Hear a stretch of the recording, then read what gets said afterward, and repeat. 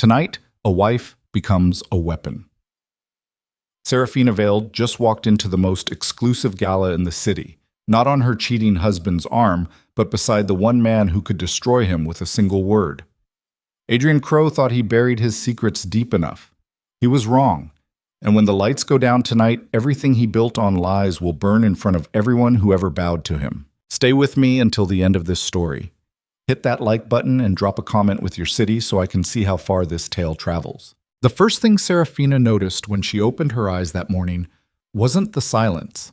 It was the absence of weight on the other side of the bed, a hollow she'd stopped trying to fill weeks ago. She sat up slowly, the sheets pooling around her waist like water, and stared at the empty pillow beside her.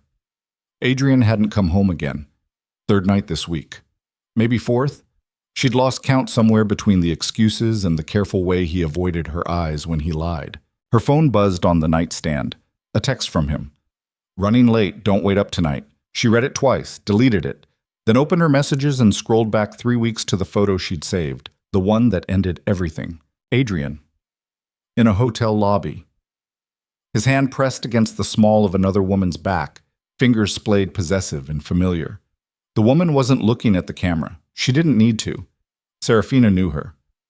Vanessa Chen, junior partner at Adrian's firm, 26, ambitious, beautiful in that effortless way that made older women feel like they were already ghosts. Serafina had stared at that photo for hours the night she found it, her chest tight and airless, waiting for the tears to come. They never did. Instead, something else arrived, something colder, sharper, more patient. Clarity. She set the phone down and walked to the window. The city stretched below her penthouse in geometric precision, glass towers catching the early light like knives. Somewhere out there, Adrian was probably still tangled in hotel sheets with Vanessa, rehearsing whatever story he'd tell tonight. Somewhere out there, the world kept spinning, indifferent to betrayal. But Serafina wasn't indifferent anymore. She dressed carefully, tailored black pants, a silk blouse the color of ash, heels that made her taller than most men she knew. She tied her hair back severe and tight, the way her mother used to before every courtroom appearance. Control, precision. No room for sentimentality. Her phone buzzed again. Not Adrian this time. We need to talk. Tonight. Usual place. El Lucian. Her pulse kicked once, hard, before she steadied it. She typed back quickly. I'll be there. Lucian Varick wasn't someone you ignored. Not if you valued your safety. Not if you had any sense of self-preservation. But Serafina had stopped caring about safety 3 weeks ago when she realized her husband had been fucking his colleague in every 5-star hotel between here and the coast. She grabbed her coat and left the penthouse without looking back. The cafe sat tucked between 2 dying buildings on the east side, the kind of place tourists never found and locals pretended didn't exist. Serafina pushed through the door at exactly 8, the bell overhead clanging dull and off-key. Lucien was already there. Corner booth. Back to the wall. Eyes on the door. He looked the same as he had 15 years ago. Sharp jawline, dark hair cropped close, shoulders built for violence. But his eyes had changed. They used to hold something soft when he looked at her, something almost tender. Now they were empty, or maybe just buried. You're late, he said. Traffic. She slid into the booth across from him, not bothering to remove her coat. You don't drive. Then I'm lying. A flicker of something crossed his face, amusement maybe, or resignation. He pushed a cup of coffee toward her. Black. No sugar. He still remembered. You sounded urgent, she said. You texted first. I said we needed to talk. You said tonight. Semantics. He leaned back, arms crossed. You ready to tell me why you've been digging into Adrian's finances? She didn't flinch.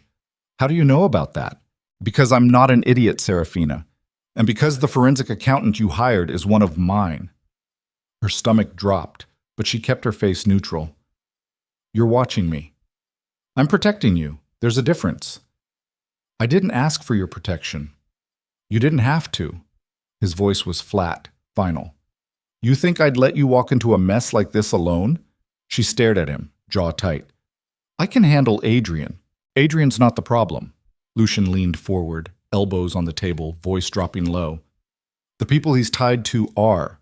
You start pulling threads on his accounts, you're going to find names you don't want to find, people who don't like being exposed. Good. The word came out hard. Let them squirm. They don't squirm, Sarah. They eliminate. The nickname landed like a fist.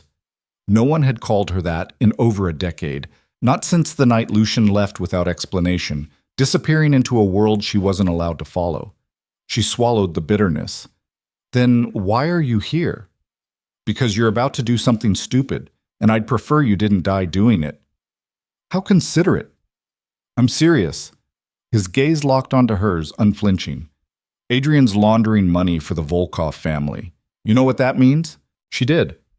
Everyone in the city knew the Volkovs. Russian bratva with fingers in everything. Real estate, imports, political campaigns. They didn't negotiate. They owned. I don't care, she said. You should. Why? Because they're dangerous? She laughed, bitter and sharp.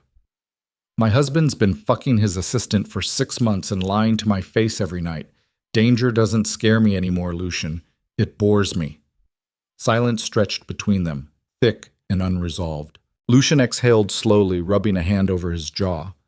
What do you want from this? Revenge? Divorce? What's the endgame?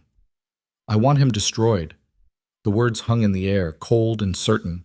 Lucian studied her for a long moment, his expression unreadable. Then he nodded once, as if confirming something to himself. All right, he said quietly. Then we do it properly. We? You think you can take down Adrian and the Volkovs by yourself? You're smart, Sarah, but you're not bulletproof. And you are? His smile was thin, humorless. Close enough. She wanted to argue, wanted to tell him she didn't need him, didn't want him anywhere near this. But the truth was simpler and uglier. She did need him, because Adrian had built his empire on lies and blood money, and dismantling it would require someone who understood that language. What's your plan? She asked. Lucian pulled a folder from beneath the table and slid it toward her. First, we get you out of his reach. Legally. Publicly. In a way he can't challenge. She opened the folder. Inside, marriage documents. Her name, Lucien's name, signed and notarized, dated 2 days ago. Her breath caught. What the hell is this? Insurance, Lucien said. You marry me, Adrian loses any claim to your assets. The Volkovs lose leverage, and you gain protection no lawyer or bodyguard can offer. You can't be serious. I'm always serious. This is insane. It's necessary. He leaned closer, voice dropping. Adrian's already moving money offshore. In 3 weeks, he'll have everything liquidated and hidden where you'll never touch it. You file for divorce now, you get nothing. You marry me first, you control the narrative. She stared at the documents, her mind racing. Why would you do this? Because I owe you. You don't owe me anything. I owe you 15 years. His jaw tightened. I left you alone. I won't do it again. Her throat tightened, emotions she'd buried for over a decade clawing their way up. She shoved them down. This wasn't about old wounds. This was survival. If I do this, she said slowly, Adrian will come after both of us. Let him try. She met his eyes, searching for doubt, for hesitation, found nothing but stone-cold certainty. Fine, she said. We do this, but on my terms. Name them. I want Adrian at this winter gala. I want everyone who ever respected him watching when I take everything from him. Lucian's smile was sharp as a blade. Consider it done. 1. The next 2 weeks blurred together in a haze of lawyers, documents, and carefully orchestrated moves. Serafina signed her name so many times it stopped feeling real. Transferred assets, closed accounts, severed every financial thread tying her to Adrian. He noticed, of course. Came home one night with questions.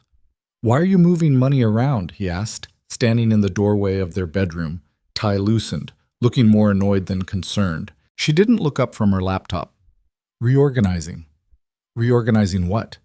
My investments. Thought it was time to diversify. Without telling me? Now she looked at him. Do I need your permission? He blinked, caught off guard. No, it's unusual. So is staying out until 3 in the morning. She closed the laptop. But You seem to manage that just fine. His expression flickered, guilt maybe, or just irritation at being called out. I've been working. Right. Work. She stood, smoothing her blouse. How is Vanessa, by the way? The color drained from his face, just for a second. Then he recovered, forced a smile. What are you talking about? Nothing. She walked past him toward the bathroom. Just wondering how your junior partner's doing. You two spend so much time together. Serafina, I have an early meeting tomorrow. You should sleep in the guest room. You'll rest better. She closed the bathroom door before he could respond, locked it, and stood with her back pressed against the wood, listening to his footsteps retreat down the hall. Her hands were shaking. Not from fear, from rage. She turned on the shower, let the water run hot until steam filled the room, and allowed herself exactly 60 seconds to cry. Then she wiped her face, steadied her breathing, and started planning. The winter gala was 3 days away when Lucien called. It's done, he said. The marriage certificate's filed. Publicly. As of this morning, you're Serafina Varick. She closed her eyes, let the weight of it settle. Adrian's going to lose his mind. Good. Let him. He'll try to contest it. He can try. Won't matter. I've got leverage on half the judges in this city. He won't find a single one willing to touch this. She exhaled slowly. What about the Volkovs? They're watching, but they won't move until they know what we're planning.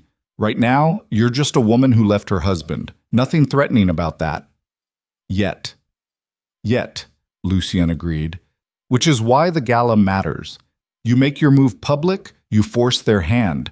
They either back Adrian and expose their connection, or they cut him loose and save themselves. And if they choose option 3 and come after us, then we handle it. That's not a plan, Lucien. It's the only plan we've got. His voice softened, just slightly. You trust me? She wanted to say no, wanted to remind him that trust was a luxury she couldn't afford anymore. But the truth was messier. I'm still deciding, she said. He laughed, quiet, rough.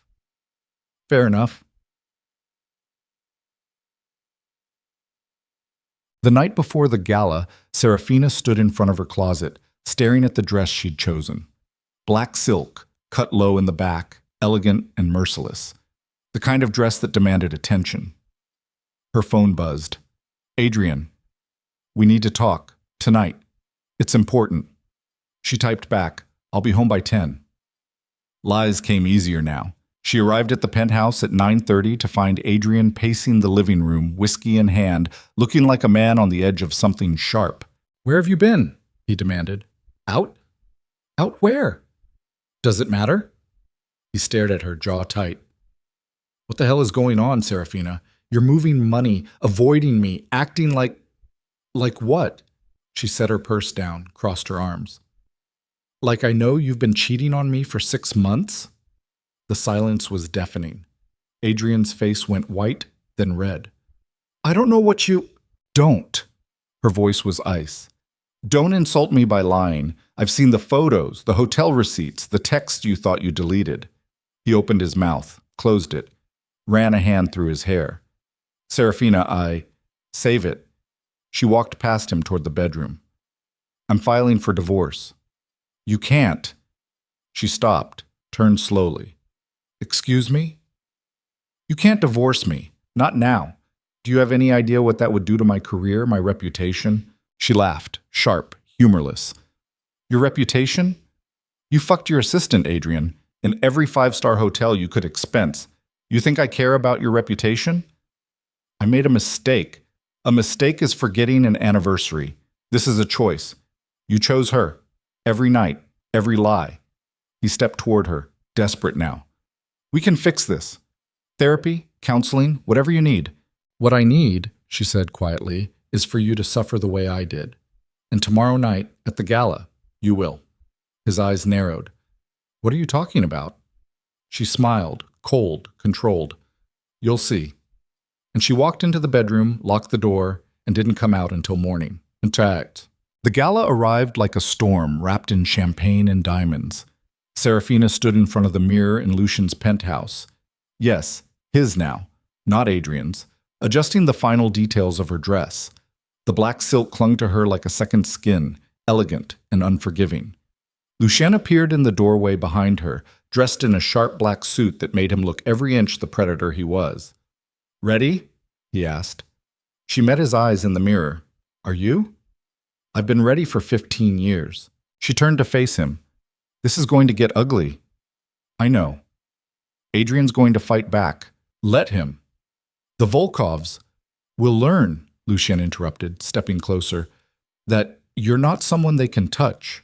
Not anymore." He offered his arm. She took it, and together they stepped into the elevator that would carry them down to the waiting car, the city lights blurring past the glass like falling stars. The cathedral of glass and steel loomed ahead, glowing from within like a lantern against the winter dark. Inside, the city's elite gathered, politicians, CEOs, socialites, all of them draped in wealth and carefully curated smiles. None of them knew what was coming. The car stopped at the entrance. Cameras flashed. Voices murmured. Lucien stepped out first, then turned, extending his hand. Serafina took it and rose from the car like something resurrected, graceful, composed, and absolutely lethal. The whispers started immediately. "Is that Serafina Vale? Who's the man with her? Where's Adrian?" She smiled, polite and distant, and walked through the crowd with Lucien's hand at the small of her back. Steady, grounding, impossibly calm. And then she saw him. Adrian, standing near the bar, Vanessa clinging to his arm in a dress too red and too desperate. His face went slack when he saw Serafina. Then his eyes shifted to Lucien. Recognition, confusion, fear. Good. Serafina crossed the room slowly, deliberately, every step a calculated assault. People moved out of her way without thinking, some ancient instinct recognizing the shift in power. She stopped 5 feet from Adrian, close enough to see the vein pulsing in his temple. "Adrian," she said, her voice smooth as glass. "You remember Lucien Varick?" Adrian's mouth opened. No sound came out. Lucien didn't smile, didn't speak, just stood there, silent and absolute, radiating the kind of danger that didn't need words. Vanessa's grip on Adrian's arm tightened. Her eyes darted between them, calculating, suddenly uncertain. "Lucien and I were just married," Serafina continued, letting the words drop like stones. 2 weeks ago. I thought you should know." The blood drained from Adrian's face. Around them, the whispers exploded into barely contained chaos. "Married? To Lucien Varick? Does Adrian know?" Adrian finally found his voice, though it came out strangled. "You... what?" "I filed the papers this morning," Serafina said. "Divorce. Citing infidelity. I'm sure your lawyers will be in touch." "You can't." "I already did." She tilted her head, almost sympathetic. "And Adrian? All those accounts you've been moving money into, the offshore holdings, the shell companies." She smiled. "I froze them. Every single one." His face went from white to crimson. "You don't have the authority." "Actually," Lucien said, his voice low and lethal, "she does.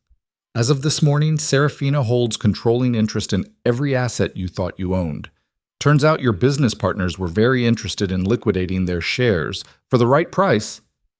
Adrian lunged forward. Lucien didn't move. 2 men in dark suits materialized from the shadows, stepping between them, their presence a silent promise of violence.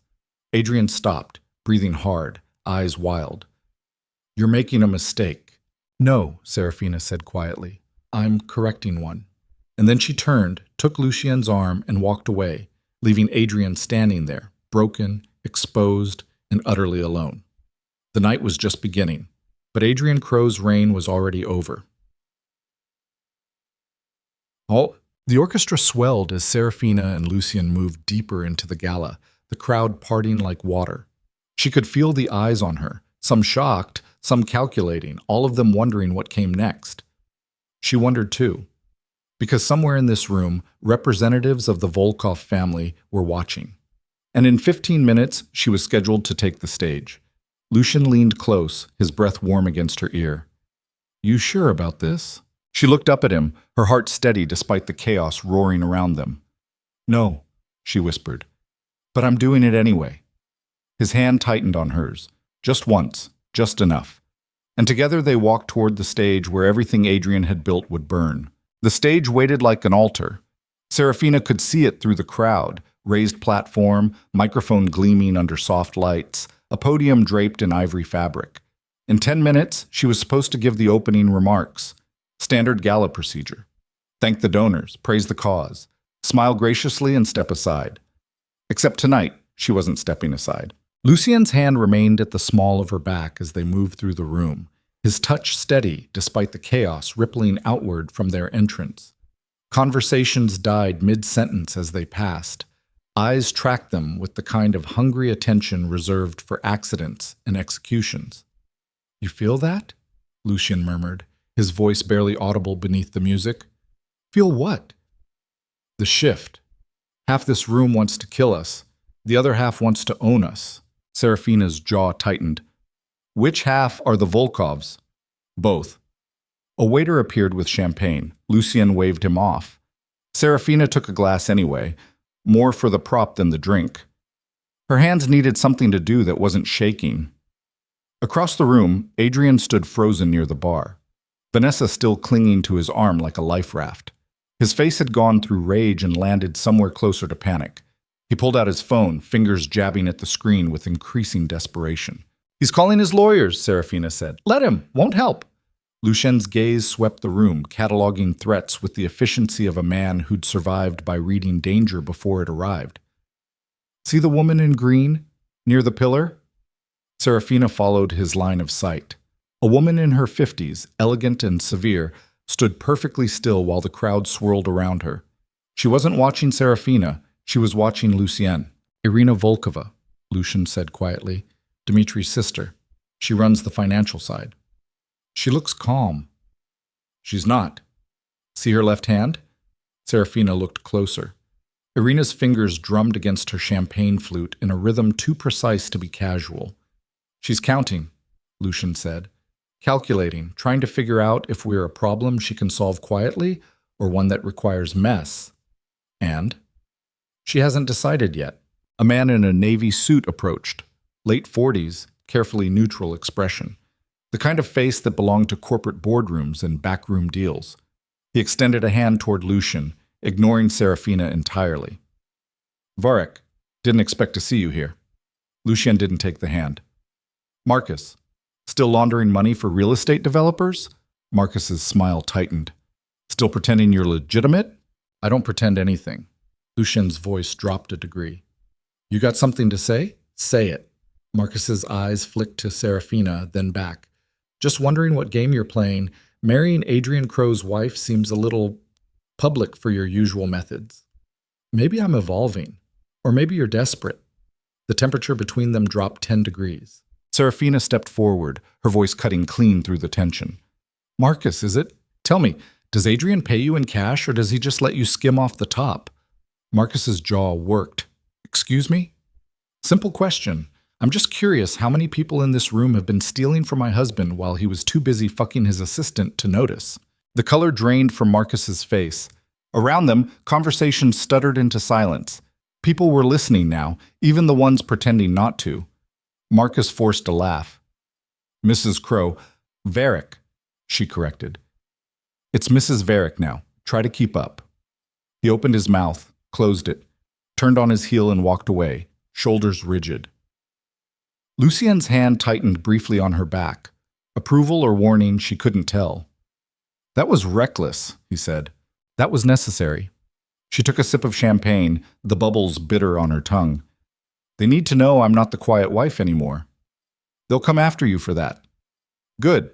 Let them try." A chime echoed through the hall, 3 soft notes signaling the speeches were about to begin. The crowd began drifting toward the seating area, a slow tide of designer gowns and tailored suits. Serafina's pulse kicked up. This was it. "You don't have to do this," Lucien said quietly. "We can walk out right now. Disappear. I've got safe houses in 6 countries. Running won't destroy him. Neither will humiliating him in public. It'll just make him dangerous. He's already dangerous." She turned to face Lucien fully, searching his eyes for doubt. "You said you'd help me take him down." Did you mean it? Yes. Then trust me. His expression shifted, something raw and unguarded flickering across his features before he buried it again. I do trust you. That's what scares me. Before she could respond, a woman in a silver gown appeared at her elbow, Julia Chen, the event coordinator, all forced smiles and thinly veiled panic. Mrs. Crow, we're ready for your opening remarks.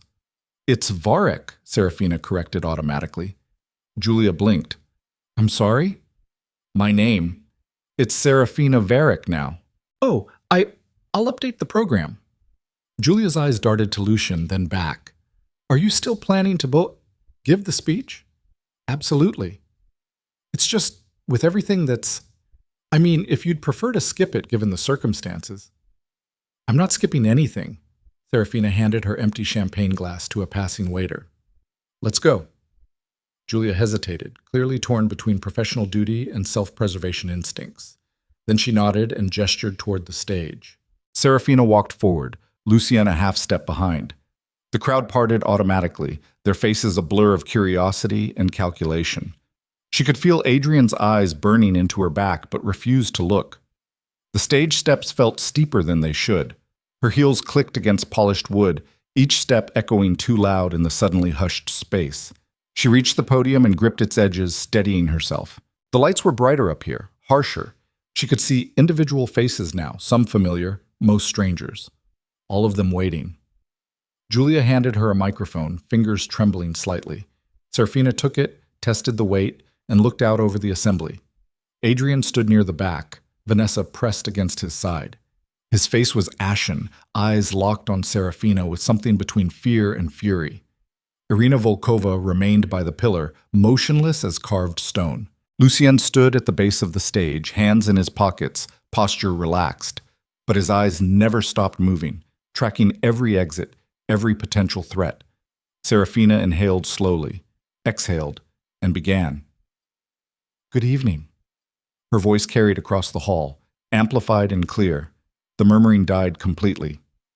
Thank you all for coming tonight. I know many of you were expecting my husband, Adrian Crow, to deliver these opening remarks. Unfortunately, he's preoccupied. A ripple of uncertain laughter. Adrian's jaw clenched. But I'm sure he'll have plenty to say later, Serafina continued, her tone pleasant, conversational. In fact, I'm counting on it. The laughter died, confusion replaced it. You see, I've spent the last 6 years as Adrian's wife, supporting his career, attending events like this one, smiling for the cameras, playing the role I was expected to play. She paused, letting the silence stretch. And in return, Adrian spent the last 6 months fucking his junior partner in hotel rooms I helped pay for. Gasps erupted across the hall. Someone dropped a glass, the crash loud and sharp. Serafina didn't flinch. I'm not here to bore you with the details of my failing marriage. That's between Adrian, his lawyers, and the 7 different hotels where he expensed his infidelity. She smiled, cold and precise. No, I'm here to talk about something far more interesting. Money. Adrian moved. Pushed through the crowd toward the stage, Vanessa stumbling behind him. Lucian stepped into his path. They didn't touch, didn't speak. But Adrian stopped like he'd hit a wall. Specifically, Serafina continued, her voice never wavering, I want to talk about where Adrian's money comes from and where it's been going. She pulled a small remote from her clutch and pressed a button. Behind her, screens descended from the ceiling, massive high-definition displays that hadn't been there moments ago. Lucien's doing. He'd arranged everything. The screens flickered to life. Bank statements, transaction records, shell company registrations. All of it projected in crystal clarity for everyone to see. Adrian Crow, Serafina said, her voice cutting through the rising noise, has been laundering money for the Volkov family for the past 4 years. $53 million to be exact, funneled through fake real estate deals, ghost investors, and offshore accounts designed to hide the trail. The room exploded. Voices overlapped, shock, outrage, disbelief. People surged toward the exits. Others pulled out phones, already texting, calling, documenting. Irina Volkova didn't move. Her face remained perfectly blank, but her knuckles had gone white around her champagne flute. Adrian finally broke through Lucien's barrier, stumbling up the stage steps. His face was purple with rage, veins bulging at his temples. "You lying bitch!" Lucien was on him in 3 strides, grabbed Adrian's shoulder and spun him around, their faces inches apart. "Touch her," Lucien said, his voice so quiet it barely registered, "and I'll break every bone in your hand before you can pull it back." Adrian jerked away, breathing hard. "You don't know what you're doing, either of you. The Volkovs will—" "Will what?" Serafina interrupted. She descended from the podium, closing the distance between them. "Come after me? Kill me?" She laughed, sharp and humorless. "Adrian, I stopped caring about dying 3 weeks ago when I realized my husband valued his dick more than his marriage vows." "You've destroyed everything." "No, you did that yourself. I'm just making sure everyone knows." His hand shot out, grabbed her wrist, hard enough to bruise. Lucien's fist connected with Adrian's jaw before Serafina could react. The crack echoed through the hall like a gunshot. Adrian went down, collapsing in a heap of expensive tailoring and shattered ego. Blood leaked from his split lip, staining the white stage floor. Vanessa screamed. Security flooded toward the stage. Not hotel security, Serafina realized. Lucien's men, dressed like staff, but moving with military precision. They surrounded Adrian, hauled him to his feet, and began dragging him toward a side exit. "Wait!" Vanessa lunged after them, heels catching on her dress. "Where are you taking him? You can't just—" One of Lucien's men turned, his expression flat. "Ma'am, you should leave. Now." Vanessa looked to Serafina, desperate. "Please, he didn't mean to—" "Yes," Serafina said quietly. "He did." Vanessa's face crumpled. She turned and fled, disappearing into the chaos. The screens behind them continued cycling through evidence. Emails between Adrian and known Volkov associates. Wire transfers with coded references. Property deeds in the names of people who didn't exist. Irina Volkova finally moved. She crossed the room with deliberate calm, her heels clicking against marble like a countdown. People scattered out of her path. She stopped at the base of the stage, looking up at Serafina with eyes that held no warmth, no anger, just cold assessment. "Mrs. Varick." Her accent was faint but unmistakable. "You've made quite the spectacle." That was the idea. "And what precisely do you hope to accomplish?" "Justice. Closure. Take your pick." Irina's mouth curved, not quite a smile. "You think exposing Adrian protects you? I think exposing Adrian forces your hand. Either you cut him loose and admit your organization's been compromised, or you defend him and confirm everything I just showed these people. You're assuming we care about public opinion. I'm assuming you care about federal investigations, which, I should mention, are being launched as we speak." Serafina tilted her head. "I sent copies of everything to the FBI, SEC, and IRS about an hour ago. They're very interested in your real estate portfolios." For the first time, something flickered in Irina's expression. Not fear, calculation. "You've made a powerful enemy tonight, Mrs. Varick. I already had one. His name's Adrian. Compared to him, you're just another problem to solve." Irina studied her for a long moment. Then she turned to Lucien. "Your father would be disappointed in you, Lucien. Choosing a woman over business." Lucien's expression didn't change. "My father's dead, and he was always shit at choosing sides. So are you, apparently. Maybe, but at least I choose honestly." Irina's gaze flicked between them, measuring, weighing. Then she nodded once, as if confirming something to herself. "This isn't over," she said. "I didn't think it was," Serafina replied. Irina walked away, her entourage materializing around her like shadows. They disappeared through a private exit, leaving behind a hall full of shocked witnesses and mounting chaos. The screens finally went dark. Silence descended, thick and suffocating. Then someone started clapping. Slow, deliberate. Others joined in, scattered at first, then building into something that wasn't quite applause, wasn't quite mockery. Just acknowledgement that they'd witnessed something irreversible. Lucien appeared at Serafina's side, his hand finding hers. "We need to leave," he said quietly. "Now." "Why?" "Because Irina's calling for reinforcements, and in about 10 minutes, this place is going to be crawling with people who don't care about witnesses." Serafina looked out at the crowd, some still filming, others whispering frantically, a few already fleeing toward exits. What about them? They'll be fine. You won't be if we stay. She wanted to argue, wanted to stand her ground and force the world to reckon with what she'd done. But Lucien's grip tightened, and she saw something in his eyes that made her chest tighten. Fear, for her. All right, she said, let's go. They descended the stage together, moving quickly but not running. Lucien's men formed a corridor through the crowd, their presence enough to keep people back. They reached a service hallway, the noise of the gala fading behind heavy doors. Lucien pulled out his phone, sent a rapid text, then pocketed it again. Cars waiting in the loading dock, he said. 60 seconds. They moved through the corridor in silence, their footsteps echoing off concrete walls. Serafina's heart hammered against her ribs, adrenaline finally catching up to her. She'd done it. Exposed Adrian, burned every bridge she'd spent years building, and she felt nothing. No triumph, no satisfaction, just exhaustion so deep it made her bones ache. They burst through a door into cold night air. A black SUV idled at the edge of the loading dock, engine running, windows tinted opaque. Lucien opened the back door, gestured for her to get in. She hesitated. Where are we going? Somewhere safe. Define safe. Anywhere that isn't here. Headlights swept across the alley, another vehicle approaching fast. Serafina, get in the car. She climbed in. Lucien followed, slamming the door behind them. The driver didn't wait for instructions. The SUV peeled out, tires screeching against asphalt. Through the rear window, Serafina watched the second vehicle screech to a halt at the dock. Doors opened. Men poured out.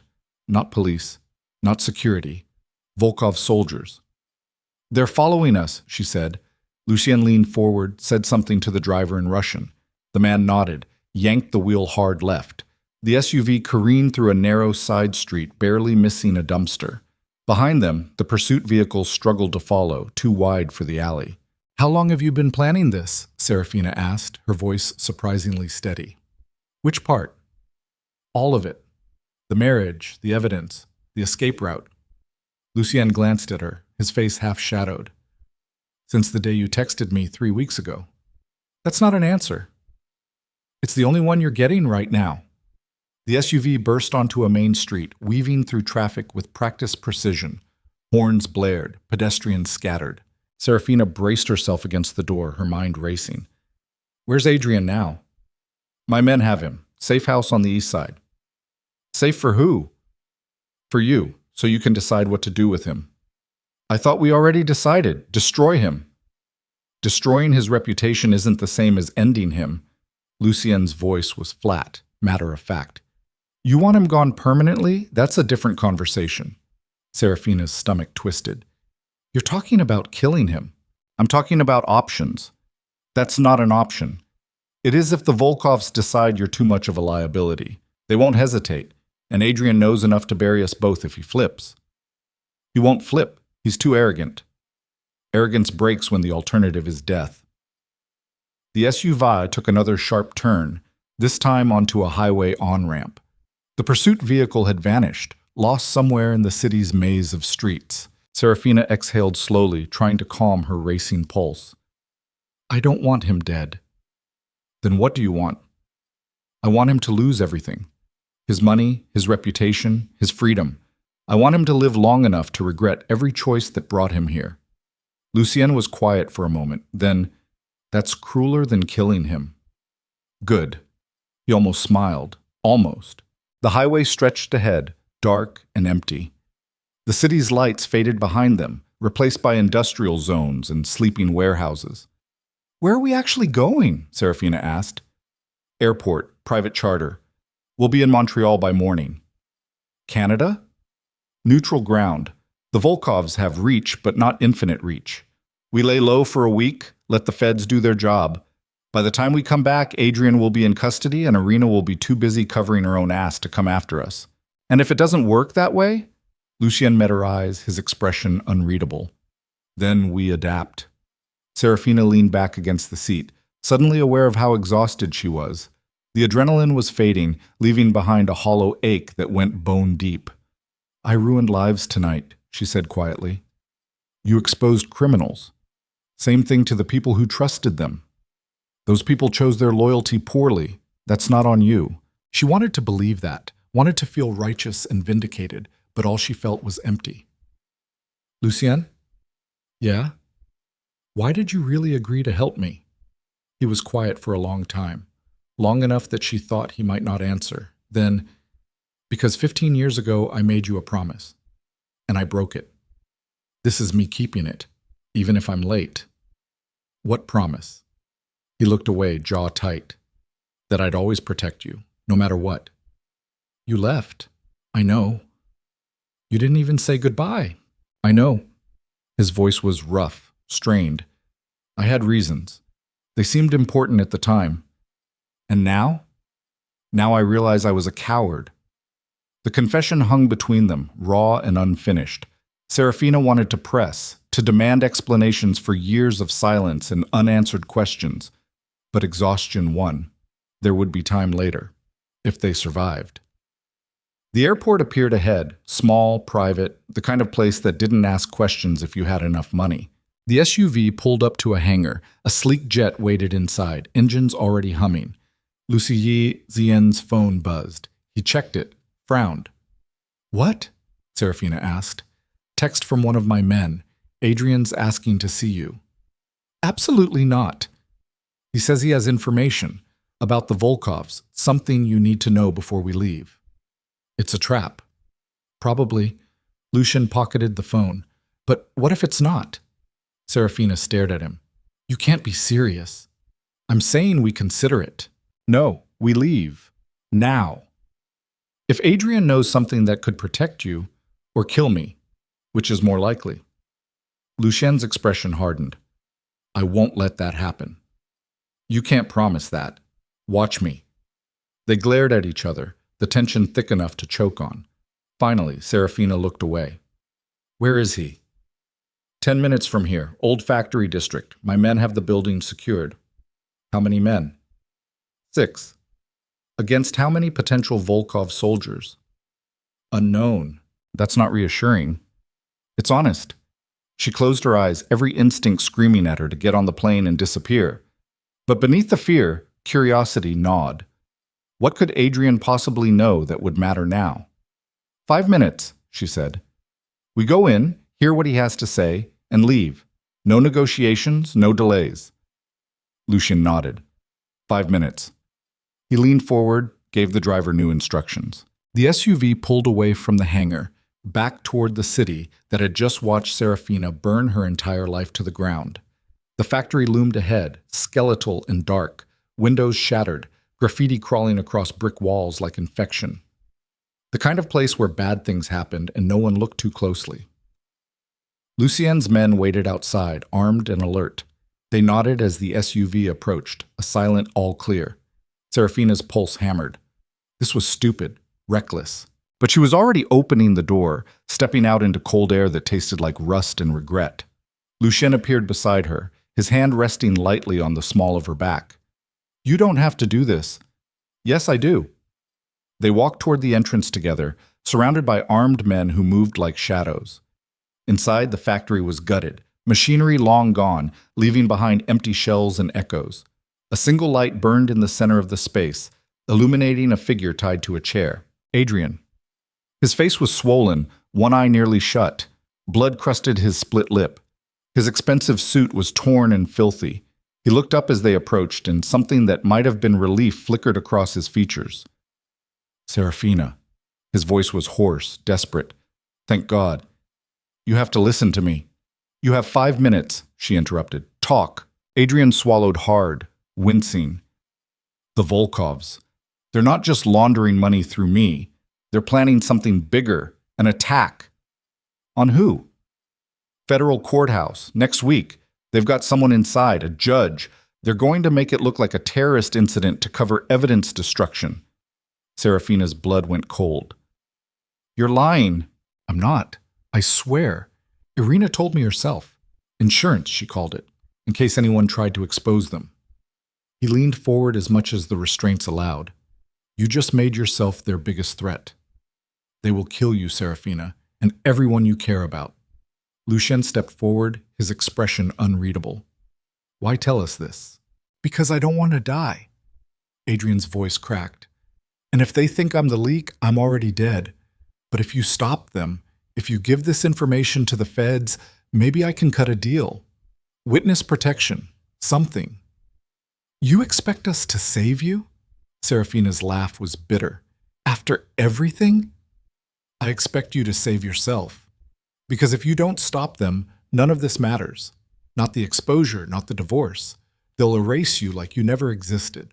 Silence stretched, broken only by Adrian's ragged breathing. Lucian pulled Serafina aside, voice low. He could be telling the truth. Or this is exactly what the Volkovs want. We go to the feds, reveal ourselves, make it easier for them to find us.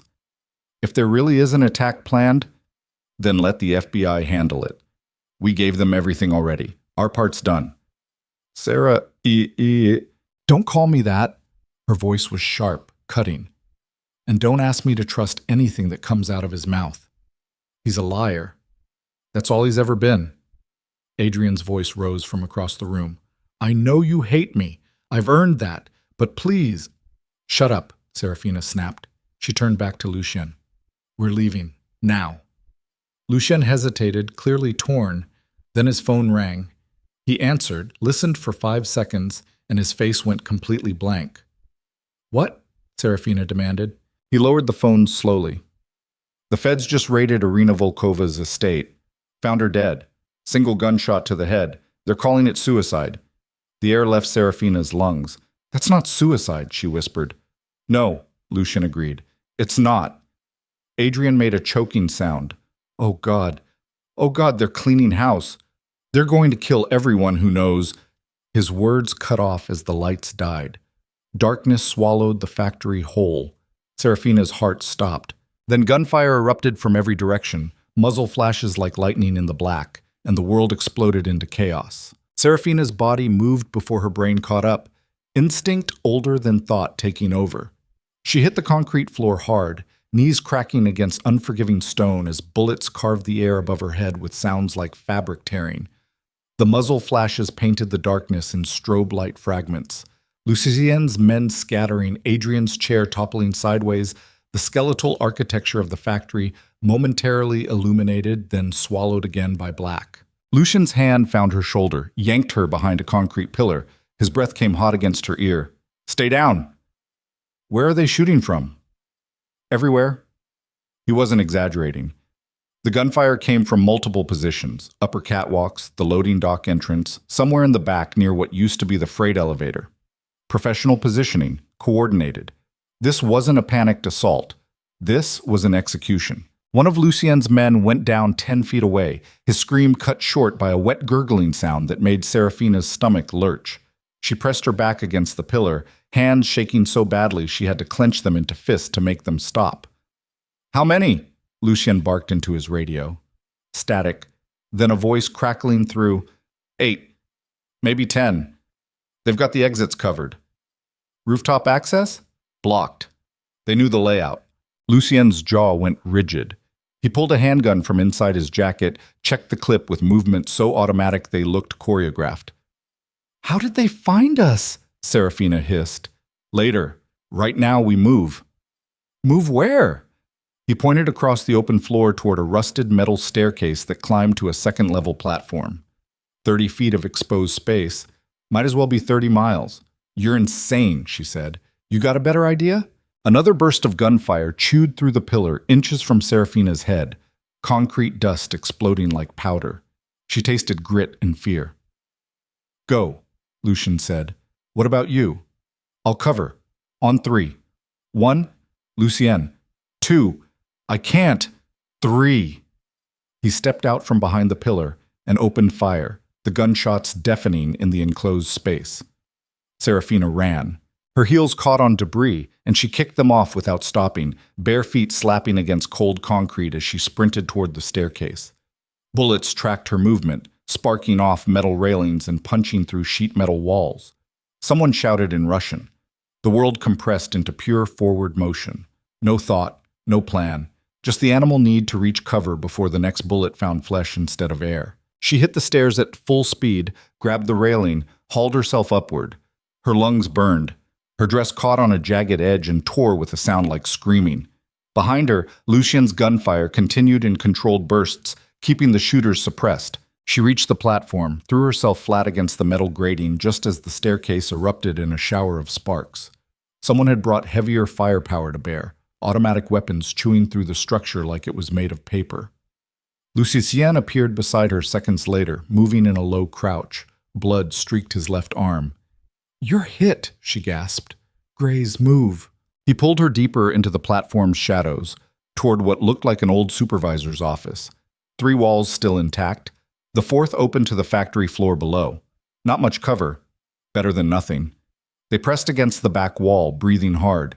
Below, the gunfire had stopped. The silence was somehow worse.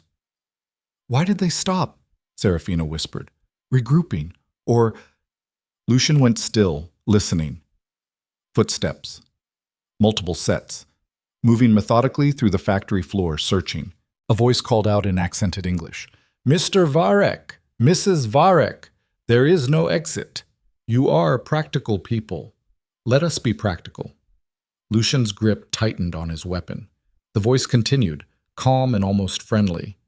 "We have no quarrel with you personally. This is simply business. You made our employer's position complicated. Complications must be resolved." "Who's your employer?" Lucien called back. "You insult my intelligence." "Irina's dead. Who's giving orders now?" A pause. Then, "Irina Volkova was useful until she became careless. Her replacement is more careful and more thorough." Serafina's mind raced. If Irina was dead and these men were still operating, that meant someone else in the Volkov organization had taken control. Someone who wanted loose ends eliminated, including her. "What about Adrian?" she shouted down. Another pause, longer this time. "Mr. Crow is already dead." The words hit like a physical blow. Serafina's breath caught despite herself. Not grief exactly, but the horrible vertigo of irrevocable change. Adrian was dead.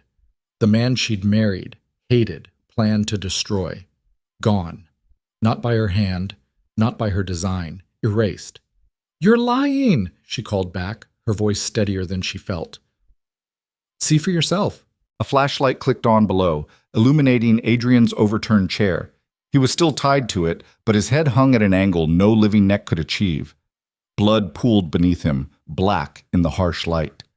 Serafina's stomach turned. She looked away. "1 bullet," the voice continued conversationally. "Very quick. He did not suffer. We are not monsters." A beat. "You, however, have been more difficult. Running, hiding, making noise. This makes resolution more expensive, more visible. Our employer does not appreciate visibility." "So leave," Lucien said. "Walk away. We disappear. Everyone wins." "You disappoint me, Mr. Varek. You know that is not how this works. You have seen too much, know too much. Your wife has made certain the authorities are involved. Federal investigations cannot be easily redirected once begun. You are leverage we cannot afford." "Then we're at an impasse."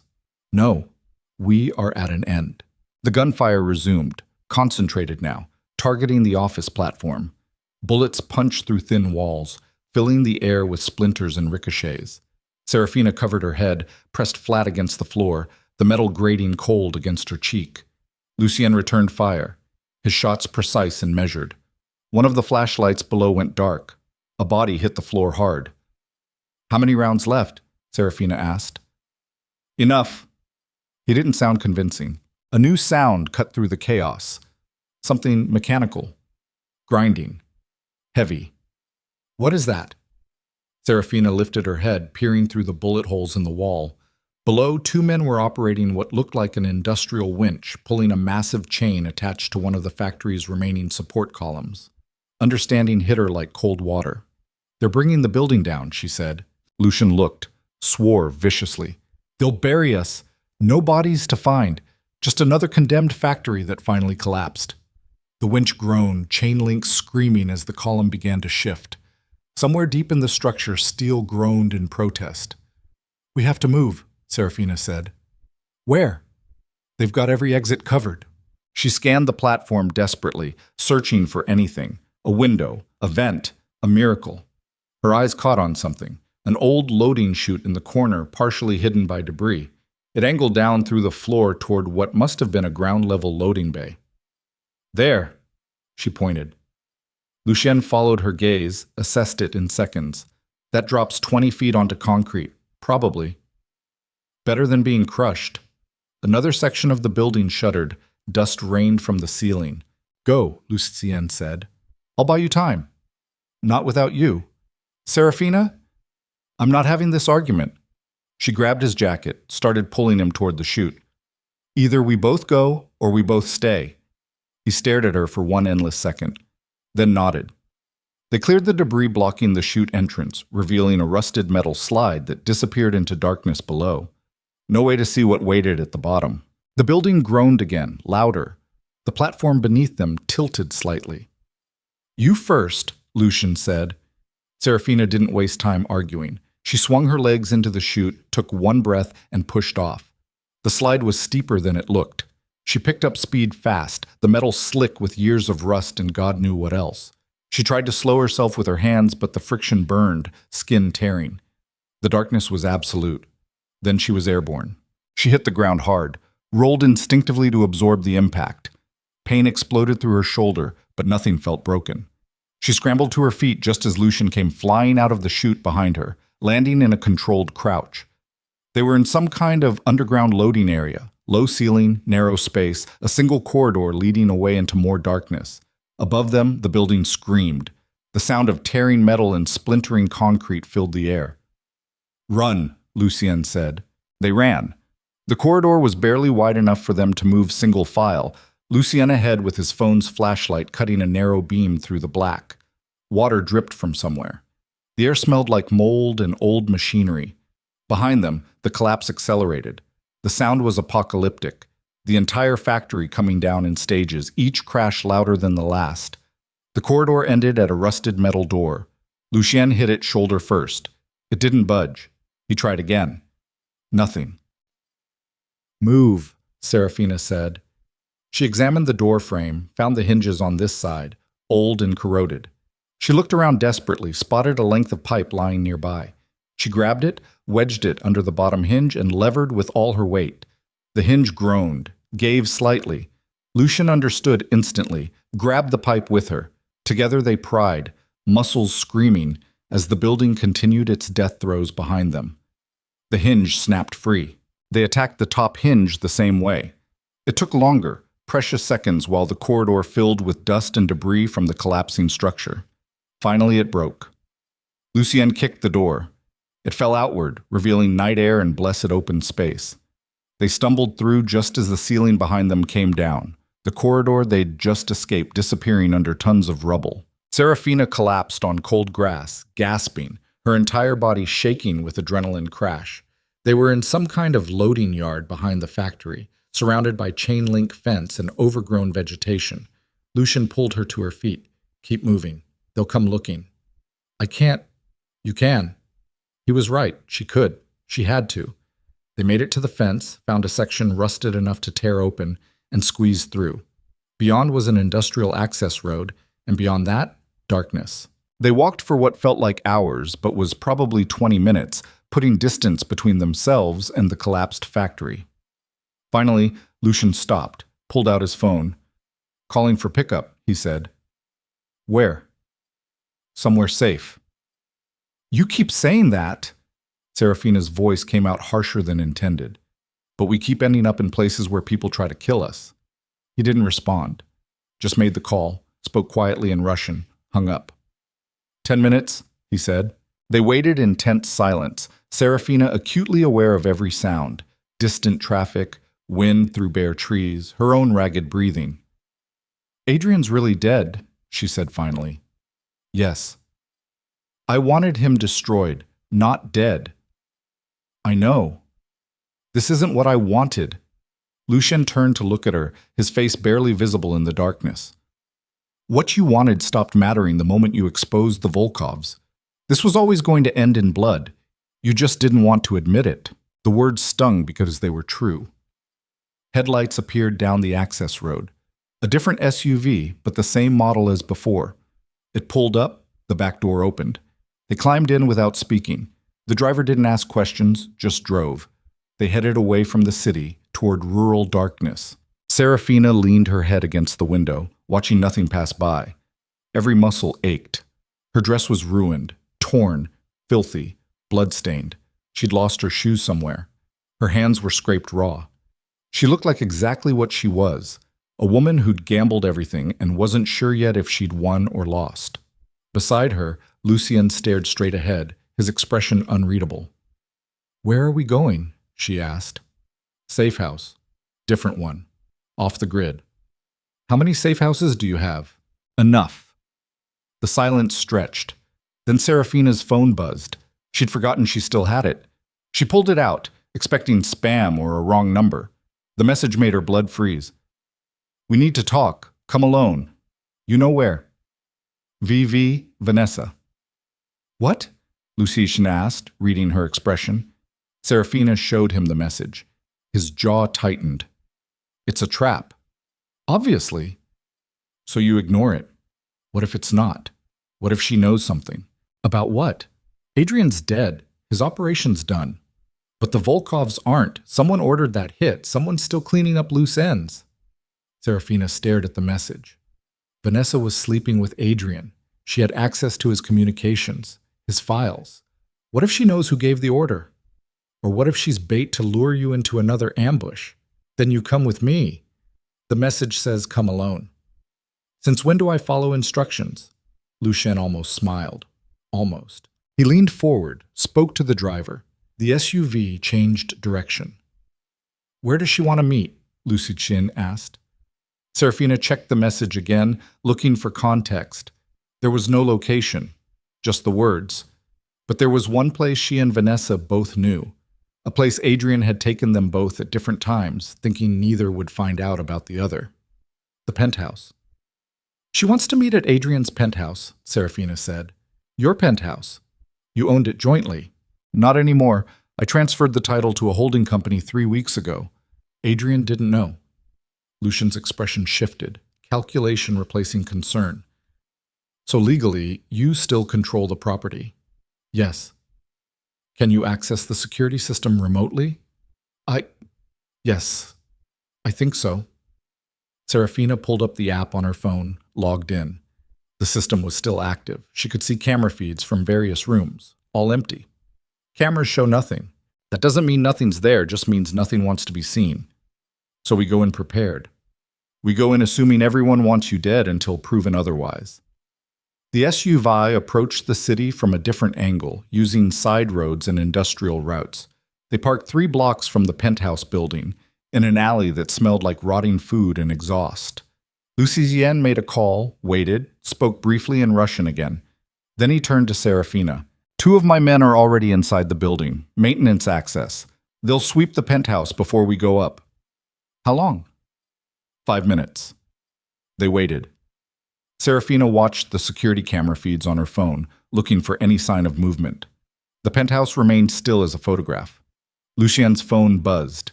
He answered, listened, his expression darkening. "What?" Serafina demanded. "My men found something, but not Vanessa." "What did they find?"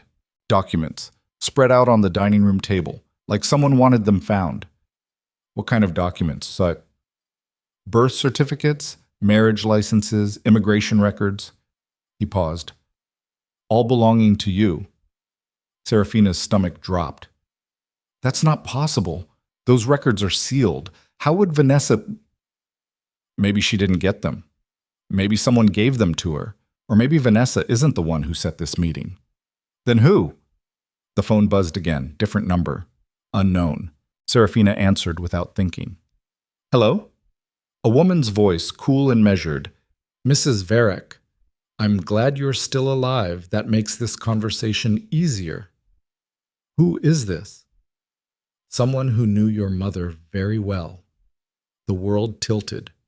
Serafina's mother had been dead for 8 years. Heart attack. Sudden. Devastating.